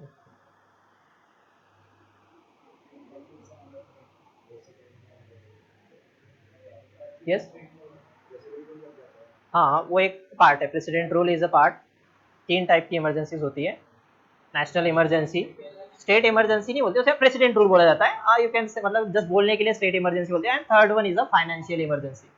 ये 3 टाइप की इमरजेंसी होती है। ऐसा होता है कि नेशनल इमरजेंसी कब होती है कि वॉर हो जाए, एक्सटर्नल थ्रेट, आर्म रिबेलियन, तो इन चीज़ें जब होती है तब एक नेशनल इमरजेंसी लगे। जब कंट्री इन वॉर है तो उसका एक एग्जांपल होता है कि इमरजेंसी क्यों लगी। इसमें कुछ प्रोविजन होते हैं कि जैसे कि आपके कुछ fundamental rights kind of thing जो होते हैं वो रेस्ट्रिक्ट कर दिए जाते हैं, ठीक है।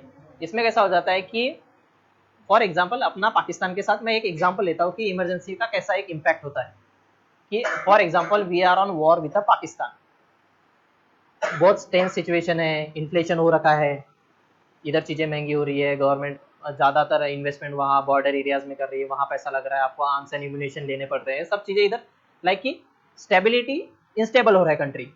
तो उस टाइप में कैसा होता है कि जो पावर्स होती है ना वो सेंटर के हाथ में दी जाती है, मैक्सिमम पावर्स नेशनल इमरजेंसी में, कि एक अथॉरिटी रहेगी सेंटर पे, तो वो ओवरऑल एरिया में गवर्नेंस के लिए फॉर एग्जांपल मैक्सिमम पावर एक अथॉरिटी को डिस्ट्रीब्यूटेड पावर को हैम्पर कर देती है किस तरह से, क्योंकि उसमें उस टाइम में कैसा होता है कि उस टाइम पे वॉर जैसी चीज़ों पे फोकस करना ज़्यादा इंपॉर्टेंट होता है। तो फॉर एग्जांपल इसमें कैसा होता है कि ऐसा हो जाए कि वहाँ वॉर चल रहा है और इधर कोई बोल रहा है कि अरे मेरा आर्टिकल 19 वायलेट हो गया, kindly enforce it. So this kind of situations ना, कि डेमोक्रेसी में कैसा होता है कि डेमोक्रेसी में you have the rights, enforce कर सकते हो आप राइट्स, बट कैसा होता है कि कुछ अनफोर्सिन सर्कमस्टांसेस होते जहाँ पे you have to understand it, but कोई लोग नहीं समझते। सो क्या होता है उस टाइम पे नेशनल इमरजेंसी लगा दी जाती है। तो उस टाइम पे आपको बोल देंगे कि ये लीगल राइट अभी सर्टन पीरियड के लिए आपके पास नहीं है, this thing is like a emergency. President rule is state specific, अगर स्टेट में कॉन्स्टिट्यूशनल मशीनरी काम ठीक से काम नहीं कर रही है तो प्रेसिडेंट रूल लगा दिया जाता इस टाइप में। अभी प्रेसिडेंट रूल कहाँ पे है? नहीं जम्मू में नहीं है सीएम है वहाँ, मणिपुर में। मणिपुर में अभी प्रेसिडेंट रूल, मणिपुर में इतनी कॉन्फ्लिक्ट हुआ था तब से।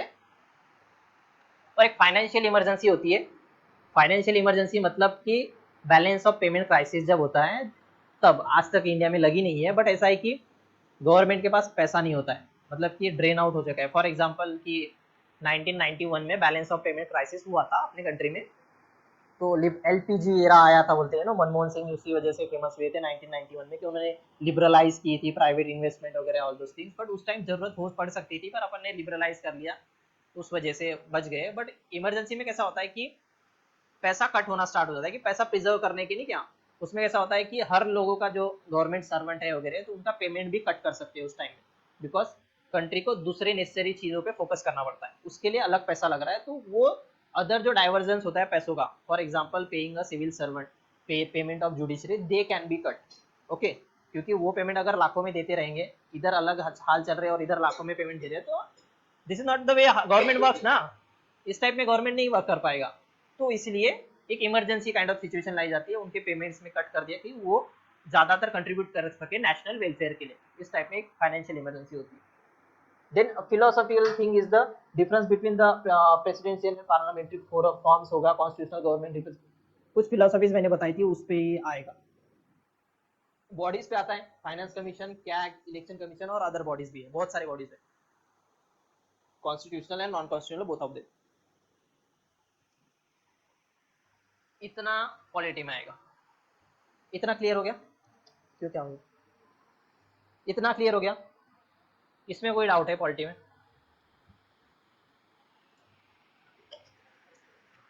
आपको ये सब पहले से पता था क्या?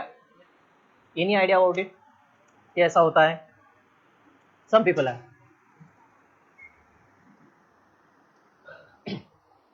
Then second subject is economy, another important one, ठीक है। इकोनॉमी में भी कुछ ब्रॉडर एरियाज है, उसमें पहला एक एरिया आता है जो एक इंपॉर्टेंट टॉपिक आता है, वो है बैंकिंग। ये बैंकिंग और बैंकिंग के एग्जाम में बहुत फर्क है, ठीक है। ये बैंकिंग और जो बैंकिंग होती है, कि आप बोलोगे कि बैंकिंग के एग्जाम में जो पढ़ते हैं उस टाइप का होगा, बहुत डिफरेंस है। It is also not about the what you deposit, कैसे पैसे डिपॉजिट करना है, ये सब नहीं होगा, it is different one, okay totally. तो एक आइडिया आता है ना बैंकिंग में, अगर बैंकिंग लिखा है तो new student you will think like you will think about a bank, तो लोअर लेवल पे बैंक जो वर्क करती है उस लेवल तक नहीं जाना है, इसमें बैंकिंग सिस्टम कैसे काम करना है ओवरऑल देखना है अपने को। यू नो व्हाट कि यूपीएससी में ये सब चीजें क्यों मेंशन है, पॉलिटी, इकोनॉमिक, ज्योग्राफी, इसमें ना आपको यूपीएससी होना, एक जो सिलेक्टेड कैंडिडेट होना, उन्हें एक्सपर्ट नहीं होना कोई फील्ड का, they want the generalized person कि ही नोज अबाउट समथिंग, कि इकोनॉमी के बारे में कुछ पता हो, जैसे हिस्ट्री के बारे में कुछ पता हो, ज्योग्राफी के बारे में पता हो, कि एक जनरलाइज्ड वे में पता होना चाहिए। क्योंकि कैसा होता है कि एक डीएम जो डिसीजन लेता है ना, तो पहले मीटिंग बुलाता है किसी डिपार्टमेंट के बारे में, For example, it is a meeting about the health department. He will call a person from health department कि वहाँ का एक ग्रुप आएगा, medical officer, CEO, whatever it is, वो आएंगे, मीटिंग लेगी, उसे पता नहीं है बट उसे एक जनरल आइडिया है कि हेल्थ सिस्टम में क्या क्या आता है, क्या क्या वर्क करता है. इसीलिए ये सब ब्रॉडर पर्सपेक्टिव यूपीएससी में डाला जाता है कि उन्हें एक जनरलाइज्ड पर्सन चाहिए, उसे मेजरली ऑलमोस्ट सभी एरिया का एक आइडिया चाहिए, क्योंकि वो एक डिस्ट्रिक्ट में सभी चीजें देखेगा, पॉलिसीज देखेगा, क्वालिटी भी देखेगा, इकोनॉमी मतलब कि रेवेन्यू जो है कि पैसा वैसा जो है वो भी देखेगा, क्योंकि उसके अंडर में रेवेन्यू डिपार्टमेंट भी आएगा. ठीक है, उसके डिपार्टमेंट में फॉर एग्जांपल कोई डैम वैम है तो ज्योग्राफिकल पर्सपेक्टिव आ गया, फॉरेस्ट आ गया तो इन्वायरमेंट पर्सपेक्टिव आ गया.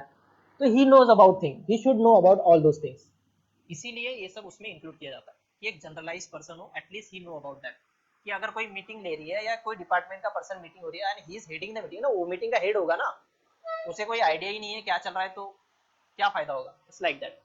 ओके, सो यहाँ बैंकिंग में एक इंपॉर्टेंट एरिया है, it covers about 2 to 3 questions, average questions in a year. Banking में मैंने जैसे कि उसमें क्या आएगा, मैंने आपको बताया था रेपो रेट, जो बताया था repo rate, reverse repo rate, वो फिर अलग अलग उसमें आ जाएंगे आपको अलग अलग. तो वो एक बैंकिंग सेक्टर में आ जाता है, ये repo rate and all those monetary policies वगैरह, वो भी अलग एरिया में आएगा. Then second one is the fiscal policy and government budgeting. इसमें अपन बजट वगैरह के बारे में डिटेलिंग में पढ़ेंगे कि किस किस टाइप के बजट होते हैं. बजट भी अलग अलग टाइप्स के होते हैं. फिर बजट में अलग अलग टाइप होते हैं, जैसे कि फिस्कल डिपॉजिट होता है, बजटरी डिपॉजिट होता है, सॉरी फिस्कल डेफिसिट होता है, बजटरी डेफिसिट होता है, कुछ टर्म्स है उसमें इकोनॉमी में, तो वो इस एरिया में आता है. Then comes the monetary policy and inflation. Inflation पता है, महंगाई महंगाई महंगाई महंगाई बढ़ गई, तो दिस इज इन्फ्लेशन. कि वो कैसे बढ़ती है, यू हैव टू सी उसमें other aspect, other demand supply करके टर्मिनोलॉजी बहुत मैटर करती है कि डिमांड एंड सप्लाई क्या है. जनरली उस पर सीपीआई आएगा, डब्ल्यूपीआई आएगा, उस पर इंडेक्सेस आते हैं अलग अलग, वो उसमें मेंशन किए जाते हैं. तो मॉनेटरी पॉलिसी मतलब कि हर 3 महीने में आरबीआई एक मीटिंग लेता है, उसमें वो चेक करता है वो इन्फ्लेशन रेट वगैरह की. आरबीआई क्या करता है कि मॉनेटरी पॉलिसी में वो चेक करता है कि इन्फ्लेशन रेट बढ़ रहा है या नहीं बढ़ रहा है. अगर बढ़ रहा है तो ऐसे कौन से मेजर्स अपने को लेने चाहिए कि वो घटे. This will happen in monetary policy. वो आरबीआई फिर वो एक हर 3 महीने पे एक असेसमेंट रहता है उनका, उस हिसाब से एक मीटिंग होती है. तो इसमें कैसा होता है कि उनका अपन कॉन्स्टिट्यूशन वर्किंग वो सब डिटेल में देखें. Then finance and investment. इसमें क्या आता है कि आपने एफडीआई सुना होगा ना, FDI terms, FDI, FPI, foreign investment. Foreign investment आती है कि इस कंपनी में इसमें इसने इन्वेस्ट किया, कि गूगल इसमें इन्वेस्ट कर रहा है. तो फॉरेन कंट्रीज अपने कंट्री में जो इन्वेस्ट करती है वो एफडीआई होती है. एफडीआई एफपीआई बोल सकते हैं, अगर शॉर्ट टर्म के लिए तो एफपीआई होगा. देन लॉन्गर ड्यूरेशन के लिए एफडीआई. उसमें राइट्स भी एक आता है इशू कि you have the voting rights in FDI, not in FPI. Those things will be go in detail, वो सर आपको डिटेल में पढ़ाएंगे. देन एक्सटर्नल सेक्टर उसमें एक आ जाता है. एक्सटर्नल सेक्टर में इस लाइक की टेक्निकलिटीज है, मैं आपको बताने जाऊँ तो वो एक डिटेल में उसको बहुत टाइम लगेगा. एक्सटर्नल सेक्टर में आप उसमें आप बोल सकते हैं कि एक्सटर्नल कमर्शियल बोरोइंग्स वगैरह जो चीज़ें होती है वो एक्सटर्नल कमर्शियल बोरोइंग मतलब कि फॉरेन से पैसा लेना वगैरह जो होता है ना, वो उसमें जनरली एक्सटर्नल सेक्टर में कवर होता है. And some basic concept of economy. Basic concepts क्या होते हैं, जैसे कि मैंने वो बेसिक डिमांड सप्लाई जो बोला था, वो बेसिक कॉन्सेप्ट्स में आते हैं उस पर. तो on an average economy covers about 20 to 14 questions, 12 to 14 questions.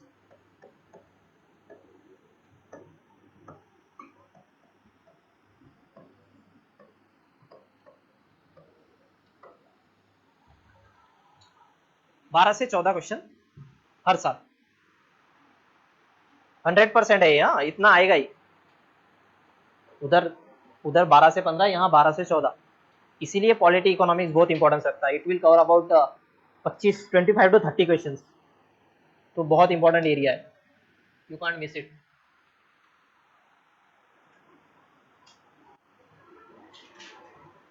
Basic concept एक आइडिया दे देता हूँ कि इकोनॉमी में क्या आएगा. बेसिक कॉन्सेप्ट में मैंने जो बताया बजटिंग में आता है. फिस्कल डेफिसिट क्या होता है, मॉनेटरी पॉलिसी कमेटी मैंने बताई. फिस्कल रिस्पॉन्स, ये सब एक्चुअली पता नहीं, इकोनॉमी में वो ऊपर ऊपर नहीं बता सकता उतना, क्योंकि it will take a lot of time. तो आई विल, जो मुझे लगता है कि एक बेसिक सा जो बोला है कि मैंने एक मॉनेटरी पॉलिसी क्या होती है वो बता दी कि आरबीआई की एक मीटिंग होती है, वो इन्फ्लेशन चेक करती है उस टाइम में, क्योंकि एक एक टर्मिनोलॉजी लेंगे तो ये क्लास कंप्लीट नहीं होगा, because we have to go for prelims, total prelims I think, और अभी आधा घंटा ही है, so I will go fast kind of, चलेगा? ओके। एक फिजिकल पॉलिसी एंड बजट आएगा, उसमें 5 ईयर प्लान्स लाइक कि वो इंडिपेंडेंस के बाद में 5-5 साल के पहले प्लान्स बनाया करते थे, अभी वो बंद हो गया कि 5 साल, अगले 5 साल हम क्या करेंगे और किस चीज पे अपना फोकस होगा, तो 5 ईयर प्लान्स होते थे इकोनॉमी में। देन टैक्सेस, अलग अलग टैक्सेस के बारे में पढ़ेंगे, ओके, कौन से होते हैं कि सेल्स टैक्स हो गए, कॉर्पोरेट टैक्स, इनकम टैक्स, उसको एक डिटेलिंग में आप पढ़ते हो इसमें। Tax revenue and non tax revenue, GST के बारे में आप डिटेल में पढ़ोगे। जीएसटी पता नहीं, it is kind of indirect tax, हर एक पर्सन जीएसटी भरता है, आपने यहाँ एडमिशन किया हो तो इंक्लूडिंग, हाँ, तो आप उसको एक डिटेल में पढ़ोगे कि क्या होता है। एक्सटर्नल डेट क्या होता है, आप फॉरेन कंट्री से एक्सटर्नल डेट, उस काइंड ऑफ डेट मतलब उधार, लोन, ओके। डेट इकोनॉमी में, डेट इकोनॉमी लोन यूज नहीं होता वर्ड, यहाँ डेट यूज होता है generally, okay. Then banking system में अलग अलग टाइप्स के बैंक पढ़ोगे आप, आपने देखेंगे कोऑपरेटिव बैंक्स होते हैं, अर्बन कोऑपरेटिव बैंक होते हैं, नेशनलाइज बैंक होते हैं, ऐसे नहीं क्या, regional rural banks, RRBs, local area banks, okay. तो इसमें एक आप अलग अलग टाइप के बैंक, नाबार्ड, नाबार्ड वाबार्ड के बारे में पढ़ोगे, वो एग्रीकल्चर सेक्टर और रूरल डेवलपमेंट की। प्रायोरिटी सेक्टर लेंडिंग मतलब कि प्रायोरिटी, जब कोई भी बैंक लोन देता है तो वो एक प्रायोरिटी सेक्टर रहती है कि इतना परसेंटेज ऑफ लोन उन्हें देना चाहिए। For example 40% for agriculture sector, then house, I think housing आता है, रिन्यूएबल एनर्जी आता है, which one, weaker sections, okay, weaker sections. फिर पेमेंट बैंक पढ़ोगे, बिटकॉइन तो साइंस एंड टेक में भी देखा था। एनपीएज लाइक कि जो लोन का इंटरेस्ट रेट नहीं भरते, नॉन परफॉर्मिंग एसेट्स बोलते हैं उन्हें। नॉन परफॉर्मिंग एसेट, कोई लोन रहता है लेकिन उस पर डिफॉल्ट करता है, उसका एक क्राइटेरिया है, टाइप ऑफ एनपीएस होता है, ये SMA 0, SMA 1, SMA 2, 0 to 30 days तक, 30 to 60 days kind of. Then bad asset, loose asset, उसको एक डिवाइड करते जाओगे तो एक, फिर उसके बाद में आएगा NPCI, NPCI national payment corporation of India. Small finance bank क्या होते हैं, यूपीआई के बारे में आप पढ़ोगे, आप जो यूपीआई पेमेंट करते हो उसके बारे में पढ़ोगे। Tax and non tax revenue, tax से कौन सा रेवेन्यू आता है, नॉन टैक्स रेवेन्यू कौन से है, गिफ्ट टैक्स वगैरह, जो वेल्थ टैक्स वगैरह, अलग अलग टाइप के टैक्सेस होते हैं। डिजिटल या MDR, merchant discount rate, capital adequacy ratio of a bank. ये कैपिटल एडिक्वेसी रेशियो मतलब क्या होता है कि certain amount of money bank have to keep with themselves. Capital adequacy, certain percentage of amount bank अपने साथ उसने रखना चाहिए। कि क्या होता है कि सर्टेन अनफोर्सिन सर्कमस्टांसेस आते हैं तो बैंक के पास उतना पैसा होना चाहिए कि जब कोई आ रहा है, उन्हें पैसे मांग रहा है विड्रॉल के लिए, तो they should have certain amount of money keeping with them kind of. Then legal tender money, bank board bureau, money multiplier, these are technical terms, आपको अभी समझ में नहीं आएंगे लेकिन आप जब डिटेल में पढ़ोगे you will know about it. Then investment method क्या होते हैं कि deficit budget, masala bond, masala is different from this masala, okay. ये बॉन्ड्स होते हैं, ओके, कि वो Indian denominated, Indian rupee denominated bonds बोलते हैं मसाला बॉन्ड्स को, कि इंडिया ने खुद के टाइप का एक बॉन्ड निकाला है, इंडियन पर्सपेक्टिव से रूपी डिनोमिनेटेड होता है। Then capital budget, treasury bills, government securities, government bond. Bonds मतलब कि जनरली क्या होता है कि बॉन्ड मतलब एक पीस ऑफ पेपर होता है, हाँ, फिक्स्ड अमाउंट का एक पीस ऑफ पेपर होता है, उस पर मेंशन होता है कि इतना इतना अमाउंट वो सर्टेन पीरियड के बाद आपको रिटर्न मिलेगा, मैं लोन पर्सपेक्टिव में दे रहा हूँ इस टाइप का। एक्सटर्नल सेक्टर में देखो ये India and WTO will be there. Then public investment model in agriculture, ये RBI, IMF, you know recently IMF ने 2.4 बिलियन डॉलर्स का लोन दिया पाकिस्तान को, so this is IMF, okay. IMF आएगा, वर्ल्ड इकोनॉमिक फोरम आएगा, वर्ल्ड बैंक आएगा, then convert bond, types of bonds आएंगे, तो इस टाइप में एक एरिया इकोनॉमी पे मोटा मोटा this will cover in economy. Then science and tech,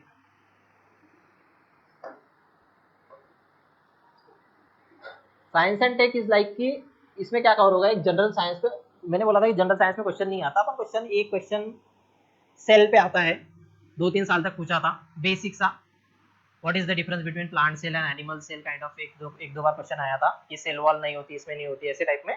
तो एक जनरल साइंस का एक बेसिक सा सिर्फ एक क्वेश्चन, ताकि वो लगे कि उन्होंने पूछा है जनरल साइंस से, because they were mentioned in prelims syllabus, that's why. Then you get the questions from this space, communication, defence, यहाँ से एक सर्टेन अमाउंट ऑफ क्वेश्चंस आते हैं, 2 to 3 questions generally, last time defence से 3-4 questions आए थे, दे vary, वो time to time vary करता है। हेल्थ सेक्टर आएगा, ये इसमें सभी आ जाता है। ये जो ब्रॉडर एरिया है ना, इसमें बहुत ब्रॉडर एरिया है कि इमर्जिंग टेक्नोलॉजीज एंड रिसर्च, उसमें crypto currency and all those things will come. 10 question will pick, science and tech 10 question mention, science and tech about 10 questions.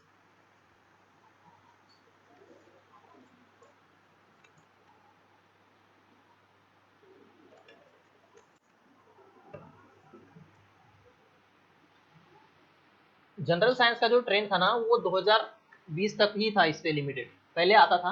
अभी बहुत बेसिक सा क्वेश्चन आता है, ये इतना पढ़ने की जरूरत है नहीं, इतना डिटेल में जाने की। बिस्फिनॉल ए पे तो क्वेश्चन आया था, इसमें तो आप पता है कि थीम से ही डिसाइड कर सकते हो कि बिस्फिनॉल ए से बाद में भी क्वेश्चन आया था। ये इसमें तो जनरल साइंस ने मेंशन ही नहीं किया, मतलब कि वो बेसिक सा बोल रहे हो ना आप कि ये तो इस पे तो आएगा ही नहीं, अभी इस पे पूछना बंद कर दिया है डिस्पर्शन एंड रिफ्रैक्शन पे। फ्यूल सेल, आप हाइड्रोजन फ्यूल सेल्स पे जा सकते हो, hydrogen cell and all those thing, emerging technologies है, उसमें मेंशन हो जाएगा। देन wearable technologies and their applications just like bluetooth devices वगैरह, वो मेंशन आता है उसमें। Then we go for the space communication and defence. तो इतना सारा एक एरिया कवर होता है स्पेस में, स्पेस एंड कम्युनिकेशन, कम्युनिकेशन भी मेंशन है। तो इसमें I think last time class पे नहीं थे, आई मेंशन, कोई आया नहीं था। Near field communication will be, ये मैंने पढ़ा है, cyber security, some students were there.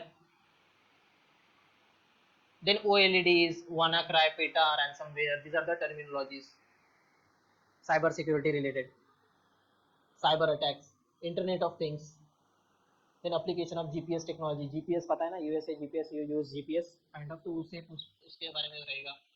then Li-Fi and Wi-Fi, you know difference about Li-Fi and Wi-Fi, you know Wi-Fi,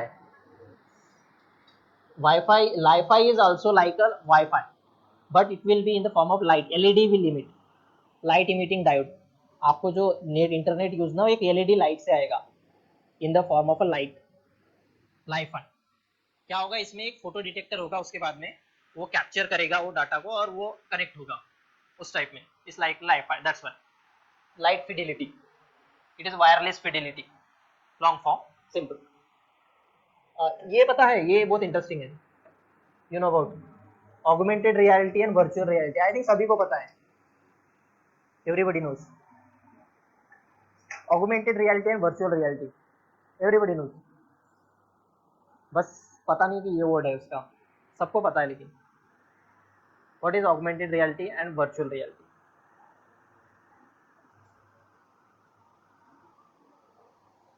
देखो, वर्चुअल रियलिटी लाइक कि you are totally immersed in a digital world. VR पता है, सबने पता है ना VR, उसमें क्या होता है कि वो जो रियल वर्ल्ड से डिस्कनेक्टेड हो जाता है, you get disconnected from real world, you are in a virtual world. वो 3D वर्ल्ड होता है, आपने देखे होंगे कि वो एक हॉरर सा सीन होता है, वो डरना स्टार्ट कर देते हैं। ये जो बाहर है रियल वर्ल्ड में है, he is totally disconnected from a real world, he thinks like and like he feels like also कि he is in a virtual world, कि वो एक किसी एक हॉरर जोन में है, फॉर एग्जांपल कि हॉरर सा एक वीआर पे लगा हुआ है। तो पता है, आपने कभी रील वील में देखा होगा कि वो डरना स्टार्ट करते हैं, बहुत ऐसे बच्चे होते हैं डरते हैं या फिर ऐसे ना के टाइप में, उसमें अलग अलग विजुअल्स आप डाल सकते हो, that is virtual reality. You are totally immersed in a virtual world, disconnected from the real world. And augmented reality में क्या होता है कि yes, virtual things are immersed in it, like कि आप रियल वर्ल्ड में होते हो लेकिन you play PUBG, yes, interact with the virtual world. आप पबजी खेल रहे हो तो कैसा होता है कि ऑगमेंटेड है कि आप रियल वर्ल्ड में रह के भी बट वर्चुअल वर्ल्ड से इंटरैक्ट कर रहे हो। PUBG is like, you know, winner winner, कौन सा chicken dinner, that one, okay. तो पबजी जो जो बोलते हैं वो उसी का है एक version, that is augmented reality, कि रियल वर्ल्ड में भी एक वर्चुअल वर्ल्ड, क्योंकि जो खेलता है वो इतना इमर्स होता है उसमें, ही only know about target. I have seen it. Pokemon जो बहुत फेमस हुआ था, गो पोकेमॉन, क्या था, पोकेमॉन गो, तो वो भी एक ऑगमेंटेड रियलिटी है कि आप उसमें इतना इमर्स हो जाते हो कि आप यू फील लाइक, बट आप होते नहीं हो एक्चुअली, आप रियल वर्ल्ड में होते हो उसमें, बट लाइक वो वर्चुअल रियलिटी के साथ आप खुद को कनेक्ट करते हैं। वो एक डिफरेंस है, एक वर्ड है, you should know about that, augmented reality and virtual reality use in everyday life, जो भी गेमिंग करते होंगे। एलटी होल्टी, यू नो अबाउट एलटी होल्टी, आपके मोबाइल पे लिखा है पता है, होल्टी, विल चेक एवरीबॉडी फोन है और रिटर्न हो, वॉइस ओवर रियलिटी, आप सबके फोन में है आई थिंक। तो दिस इज एलटी, इस पे क्वेश्चन आया था यूपीएससी ने 2019 में पूछा था। तो उस पे होता था कि वॉइस ओवर, पहले एलटी होता था जो डाटा से रिलेटेड था, लेकिन you can use voice also, it is upgraded version is होल्टी kind of. AI, you know about AI, nowadays it is very popular, AI, सब चीज एआई से चल रही है। इसमें क्या होता है कि machine will work like a human intelligence, जो ह्यूमन इंटेलिजेंस कर सकती है वो मशीन काम करती है उस टाइप में, you will fit such things in the machine like that, like in AI you can say कि your phone knows कि what you want to see, here AI comes in picture, क्योंकि उसमें क्या है, वो ह्यूमन इंटेलिजेंस जैसा काम कर रहा है, वो क्या कर रहा है, वो डाटा पे काम करता है, पूरा डाटा, वो प्रोग्राम नहीं होता। जनरली क्या होता है कि कोई भी डिवाइस होता है ना, वो प्रोग्राम किया जाता है कि उसकी एक प्रोग्रामिंग होगी, पहले ऐसा होता था कि एक प्रोग्रामिंग रहती थी और वो प्रोग्रामिंग पे बेस करता था। अभी जो रिसेंटली नया है ना, उसे क्या बोलते हैं, उसे मशीन लर्निंग करके वर्ड है। मशीन लर्निंग में क्या होता है, it rely on data not on a programming, अगर वो प्रोग्रामिंग करेंगे तो उतना ही काम करेगा। इसमें ऐसा है कि डाटा पे, फॉर एग्जांपल इस लाइक कि आपने एक बार फॉर एग्जांपल फ्लिपकार्ट पे कोई कपड़े सर्च किए, तो आप नेक्स्ट टाइम फ्लिपकार्ट ओपन करो तो सजेशन में ही कपड़े होते, इंस्टाग्राम पे ऐड, और इंस्टाग्राम पे आपके जो फीड होता है उसके हिसाब से ही सजेशन आता है। This is machine learning, machine learn करती है आपके डाटा पे, this type of like AI works this how. उसमें डीप लर्निंग भी होता है, अलग अलग टाइप्स होते हैं काइंड ऑफ थिंग। क्यूबिट देखा था, क्यूबिट क्वांटम कंप्यूटिंग में, ये वर्ड पे ही पीवाईक्यू था, qubit is mention about that. Then devices, short range devices वगैरह आएंगे इसमें, short range devices like RFID, you know about RFID technology used in FASTag, short range communication, and this यहाँ पे देखेंगे near field communication, near field communication technology like कि everybody have metro cards, उनकी range कम होती है, वो भी रेडियो वेव से काम करता है। आपका मेट्रो कार्ड है ना, आप उसे टच करो तो it get open, it works on a radio waves, ये उसका एक थोड़ा एरिया कम होता है, after that comes the Bluetooth, तो रेंज ऐसे ऐसे बढ़ते जाती है। ये पहले नियर फील्ड टेक्नोलॉजी आएगी, उसमें आपका एटीएम कार्ड भी आ जाएगा, एटीएम में टच, मशीन को टच करके पेमेंट कर सकते हो एटीएम से, new technology near field technology, वैसे ही ये वर्क करता है अपना, what we said, your metro card works on this, simple.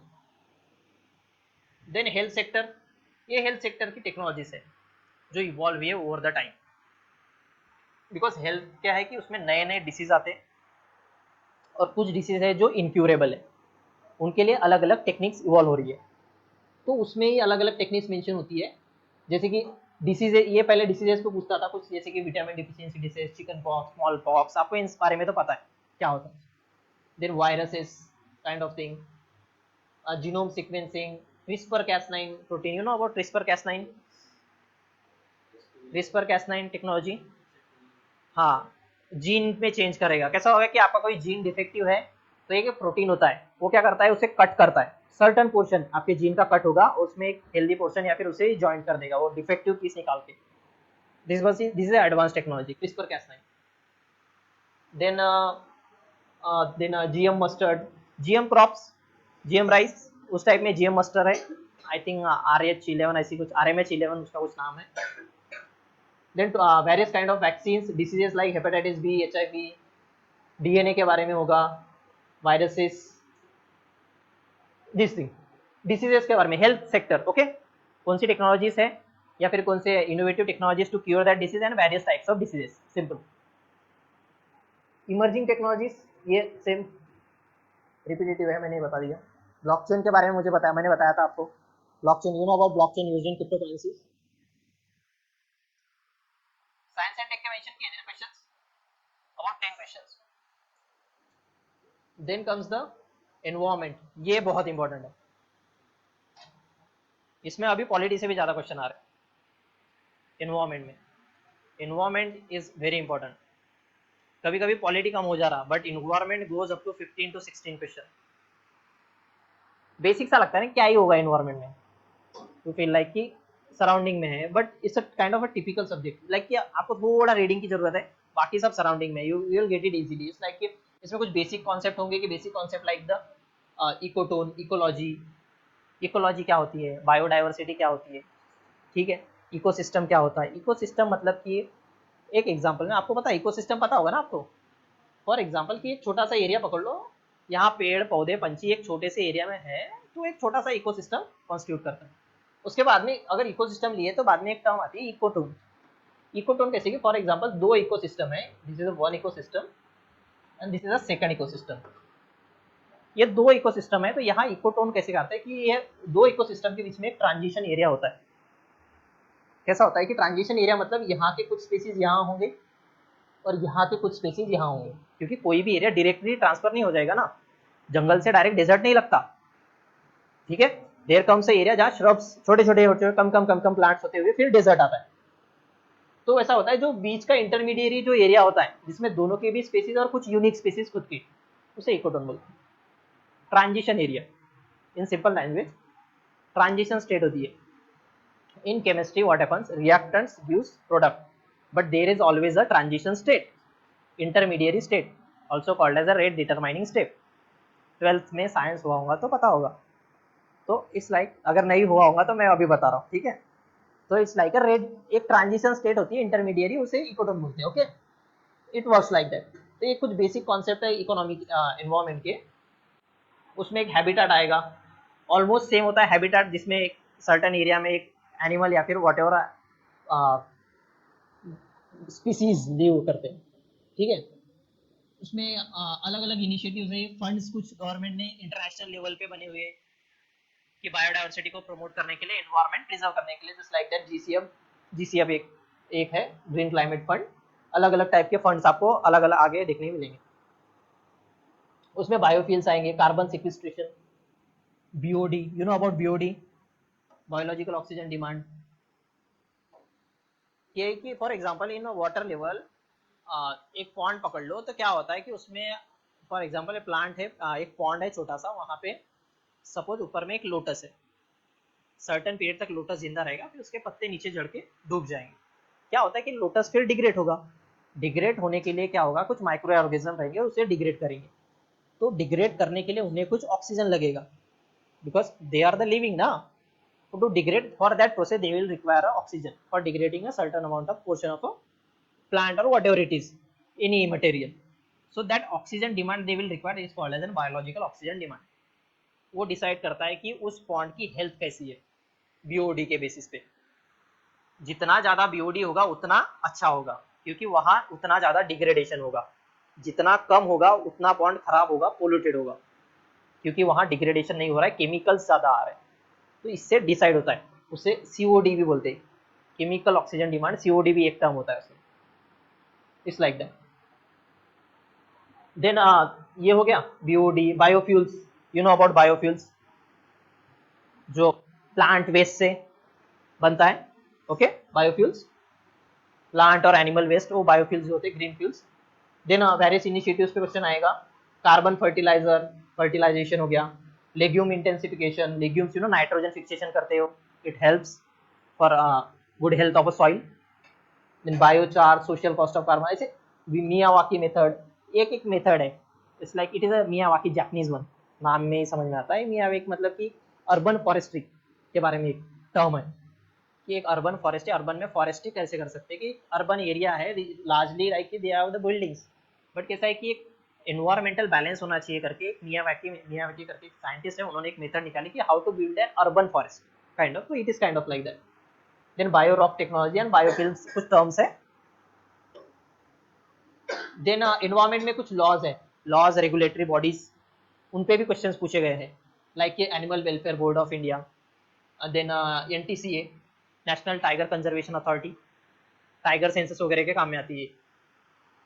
Ganga river basin authority, then comes the BNHS, ये तो एनजीओ है काइंड ऑफ।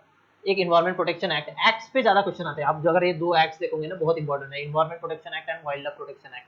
आपको पता है ना, आप कुछ एनिमल्स है उन्हें मार नहीं सकते, otherwise you get gelled, so it comes under the wild life protection act. उसके हिसाब से उन्हें लीगल बैकिंग दी है कि कुछ उन एनिमल्स को आप हंट नहीं कर सकते, दैट्स वाई। तो आपको बुक कर दिया जाएगा अगर किसमें, वाइल्ड लाइफ प्रोटेक्शन एक्ट के अंडर में will book and you will suffer a term of a jail. फिर एनजीटी है, green India motion, India forest act है, शेड्यूल, ये फॉरेस्ट राइट्स एक्ट है। आपको पता है फॉरेस्ट राइट्स एक्ट के बारे में? Any idea about forest rights act? Forest rights act is like they are for the scheduled tribes.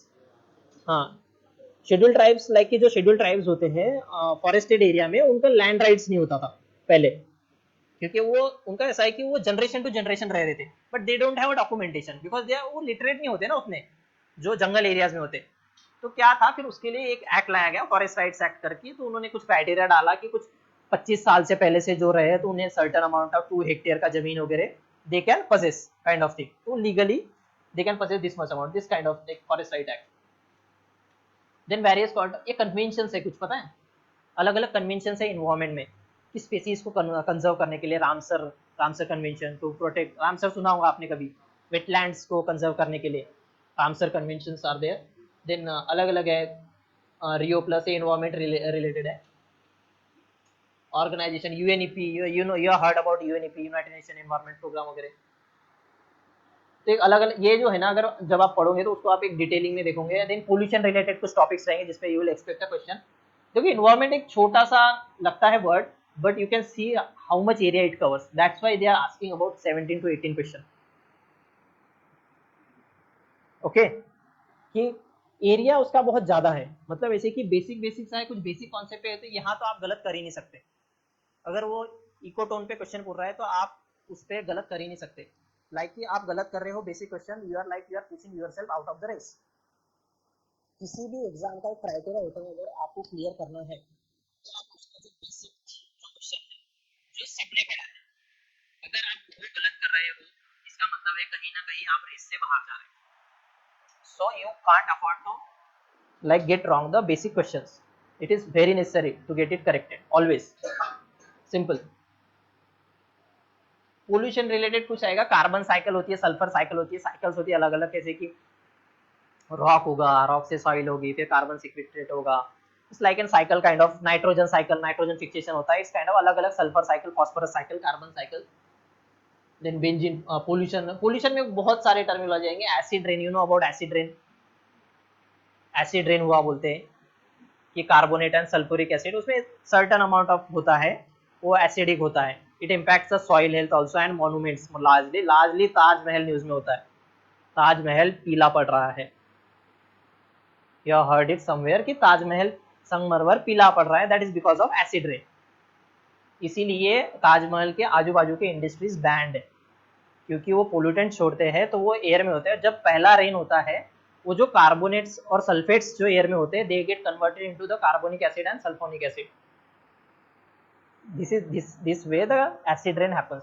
ऐसा नहीं एसिड रेन आ रहा है आप खड़े हो आप जल जाओगे, it is not like that कि आसमान एसिड बरसा रहा है। तो उस टाइप में नहीं होता है, बहुत डाइल्यूट कॉन्सेंट्रेशन में होता है, बट वो सर्टन लॉन्ग पीरियड से आते हैं तो वो इम्पैक्ट करता है। Okay, this is like that. Then कुछ स्पीसीज पे भी क्वेश्चन पूछता है यूपीएससी, कुछ इंपॉर्टेंट स्पीसीज होती है। घड़ियाल, यू नो अबाउट घड़ियाल? What is the difference between घड़ियाल एंड क्रोकोडाइल्स?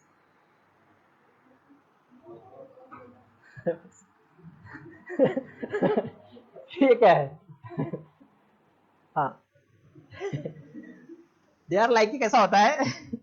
ऐसे इशारे मत करो यार, बताओ एटलीस्ट कि घड़ियाल लाइक कि क्रोकोडाइल्स जैसे होते हैं, बट उनका जो माउथ जो होता है वो नैरो होता है, ऐसे ऐसी simply, and gharials are like this. और ये फ्रेश वाटर होते हैं, और ये जनरली सॉल्ट वाटर, दोनों में भी होते हैं कि फ्रेश वाटर सॉल्ट वाटर, पर ये यूजुअली फ्रेश वाटर में होते हैं घड़ियाल्स। बारीक होता है और थोड़ा बारीक पतला सा, कम खाया पिया। ओके, एंड क्रोकोडाइल इज बहुत सारा खरा पिया।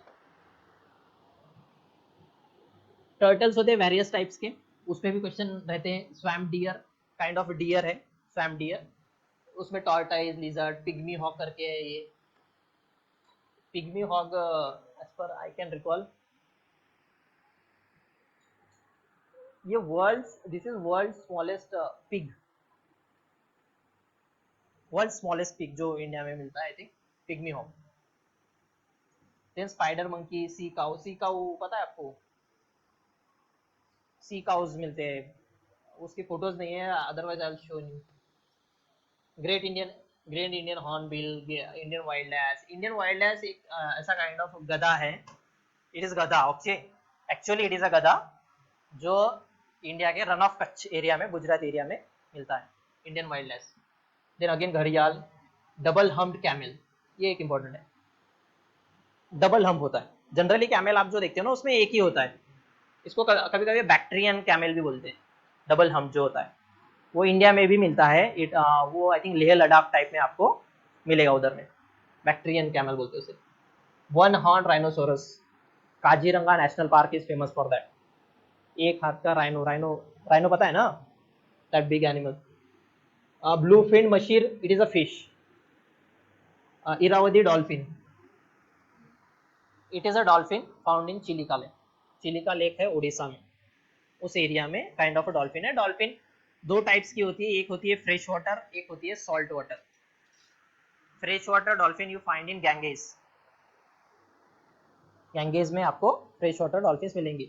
Another one will be found in Indus, Sindhu घाटी, सिंधु नदी, इंडस वाटर ट्रीटी, अगर आपको पता होगा तो, अगर आप न्यूज़ देखते हो तो।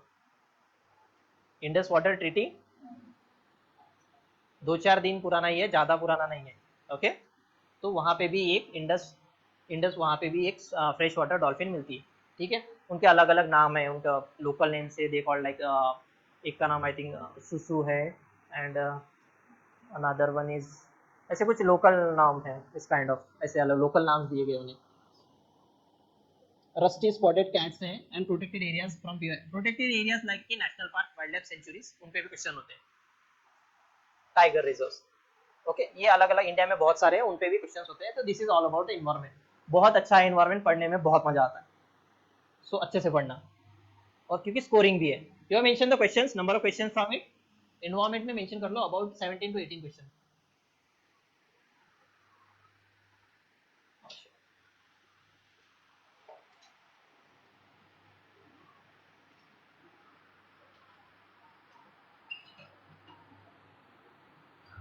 हिस्ट्री,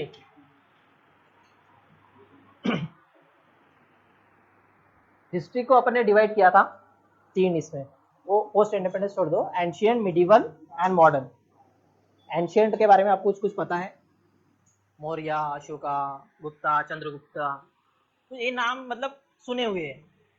उसमें एक आप डायनेस्टीज पूरा डिटेल में देखोगे। उसके बाद में मिडिवल हिस्ट्री आती है, मिडिवल्स में दिल्ली सल्तनत आती है, उसके बाद में Lodis, Sayyid, then after all सबसे लास्ट में आते हैं मुगल्स। मुगल सबसे लास्ट है, एवरीबॉडी थिंक्स लाइक कि मिडिवल इज मुगल्स, वो सबसे लास्ट है। उसके पहले बहुत सारे थे, Khiljis and all, slave dynasty, Khiljis, वो ये बहुत ऐसी सल्तनत में ही आते हैं वो अलग से। तो इसमें कि पहले एंशियंट में जाए तो एंशियंट को भी we can divide like art and architecture, art and culture.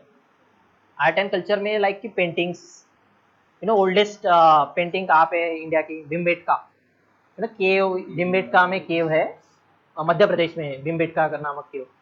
वहाँ पे जो आज से समथिंग 4-5 से 6 साल हजार पहले उन्होंने पेंटिंग्स बनाई है, लाइक कि केव है, उस पर अलग अलग यूज करके कलर, या earlier they use generally use the blood, blood वगैरह भी यूज करते थे, they are like to make the paintings, carve वगैरह करके। वो एक थोड़ा बारीक बारीक सा होता है, is like their painting will be like that. वो मतलब फुल पेंटिंग बोलूंगा लाइक, हाँ एनिमल्स होगा या फिर ऐसा होगा ऐसा। हाँ, वारली आर्ट, वो तो मॉडर्न टाइप में आ गया, but still they are like कि एक एनिमल होगा इसी की, एक छोटा सा ऐसा ऐसा बनाया होगा उन्होंने। एक रफ स्ट्रक्चर होता है उनके पेंटिंग का, क्योंकि वो बहुत पुरानी पेंटिंग्स है। तो एक ऐसा एक एरिया के वो, बट वो सिग्निफाई करते हैं कि लिविंग बींग्स कब से रह रहे। कार्बन, क्योंकि अपने को टाइमिंग नहीं पता, तो we use the carbon dating, you know the carbon dating, to determine the timeline और period in which period it is existed. तो उससे उसका एक सैंपल लेके चेक किया जाता है कि कितनी पुरानी है। तो this thing like that. Painting architecture में आता है कि टेम्पल स्ट्रक्चर, टेम्पल आर्किटेक्चर है ऐसी, Mahabalipuram and panchayatana style temple architecture, मतलब कि टेम्पल आर्किटेक्चर भी अलग अलग टाइप का है। इट्स लाइक कि जो नॉर्दर्न साइड में अपन जो देखते हैं वो, हाँ डिफरेंट होते हैं। देखो जो सदर्न साइड में उसको द्रविडियन स्टाइल बोलता है, okay, and the northern one are called Nagara style. Nagara style, Dravidian style और अलग ओडिशा स्टाइल भी अलग अलग। फिर नगरा में ही वो डिस्ट्रीब्यूशन है। नॉर्दर्न इंडियन इज लाइक कि नागरा स्टाइल को, नॉर्दर्न स्टाइल का जो नगरा स्टाइल है, देन डिस्ट्रीब्यूट ओडिशा स्टाइल अलग अलग, खजुराहो है उसके एक पार्ट्स है, उस टाइप में टेम्पल आर्किटेक्चर होता है। देन द्रविडियन स्टाइल अलग होता है। कि एक बेसिक सा डिफरेंस बता दो कि साउथ इंडियन टेम्पल्स और अपने टेम्पल्स में थोड़ा क्या होता है, तो शिखर का डिफरेंस होता है कि अपना एक शिखर इज लाइक कि नॉर्दर्न स्टाइल में जो सैंक्टम सैंटोरम होता है, मतलब कि जो मेन टेम्पल होता है, तो इट्स लाइक इस टाइप में होता है। You seen the temple like this, okay, it is in northern side. But what happen, इसको नगरा स्टाइल बोलते हैं। What happen southern style, it will be like that, वो ऊंचे ऊंचे होते हैं, you know, you seen like this, वो यहाँ बॉक्सेस होंगे ऐसे, वो इस स्टाइल में नहीं होता। उनका जो शिखर होता है जहाँ पे मेन डीटी रखा रहता है, उसके ऊपर में it is like this pyramid, pyramid kind of होगा। बट यहाँ पॉइंट नहीं होगा, ये फ्लैट होगा। यहाँ नॉर्दर्न साइड में क्या होगा, एक शिखर होगा, dome shape. This is the difference, simple, मोटा मोटा सा।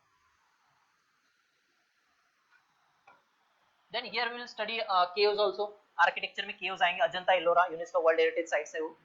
Then Buddhist shrines and monastery, you know, Buddha reside for longer period in India, so it got greater influence. तो बुद्धिज्म इवॉल्व हुआ है बेसिकली इंडिया में, और वो डिस्पर्स भी इंडिया में ही सबसे ज्यादा हो गया, ठीक है। There are various reasons, will study in ancient history. Then rock cut temples क्या होते हैं? रॉक कट टेम्पल्स मतलब कि पहले टेम्पल का इवोल्यूशन हुआ है, डायरेक्टली शिखर नहीं बना है। पहले temple, it's earlier temple will be like that, they are in the boxes. ऐसा एक बॉक्स सा होता था, यहाँ एक छोटी सी पायरी होगी, यहाँ श्राइन होगा, सिंपल। रॉक कट किए हुए, एक रॉक को कट करके एक सादा सा, ईयर बाय ईयर वो इवॉल्व होते गया है, and then the two styles came out. Then Chausath, it is mention, you know, Chausath Yogini temple is a interesting story. कि ये पीवाईक्यू था, इस पे एक मेंशन था कि चौसठ योगिनी टेम्पल ये सर्कुलर है, okay, and it is circular one, and it is believed that the parliament structure, जो पहले जो पुरानी पार्लियामेंट थी circle, it is taken from this temple. It is believed that कि ये बिल्कुल ऐसी सेम सर्कल है चौसठ योगिनी टेम्पल, जैसे पुरानी पार्लियामेंट बिल्डिंग थी। तो उस पे क्वेश्चन पूछा था PYQ. Then you know about caves and river. Then paintings, various types of painting है। इंडिया के हर एक अलग अलग एरिया में अलग अलग टाइप की पेंटिंग आती है। वारली पेंटिंग जो उन्होंने बोला था, इट इज इन महाराष्ट्र। बनी ठनी पेंटिंग्स वो राजस्थान टाइप में, Rajasthan. Tanjore paintings will be in the south kind of thing. इधर में फिर लेपाक्षी वगैरह एंड दोस थिंग्स विजयनगरा के टाइम के, तो वो एक अलग अलग एरिया के अलग अलग पेंटिंग्स है। बिहार में भी अलग टाइप की पेंटिंग्स आती है, तो this will cover a larger area. Then philosophies, ये फिलोसफीज है, Samkhya philosophies. There are 6 kind of philosophies, like उसमें एक फिलोसफी जो अपन जो योगा वाली जो पढ़ते हैं, वो भी एक फिलोसफी है।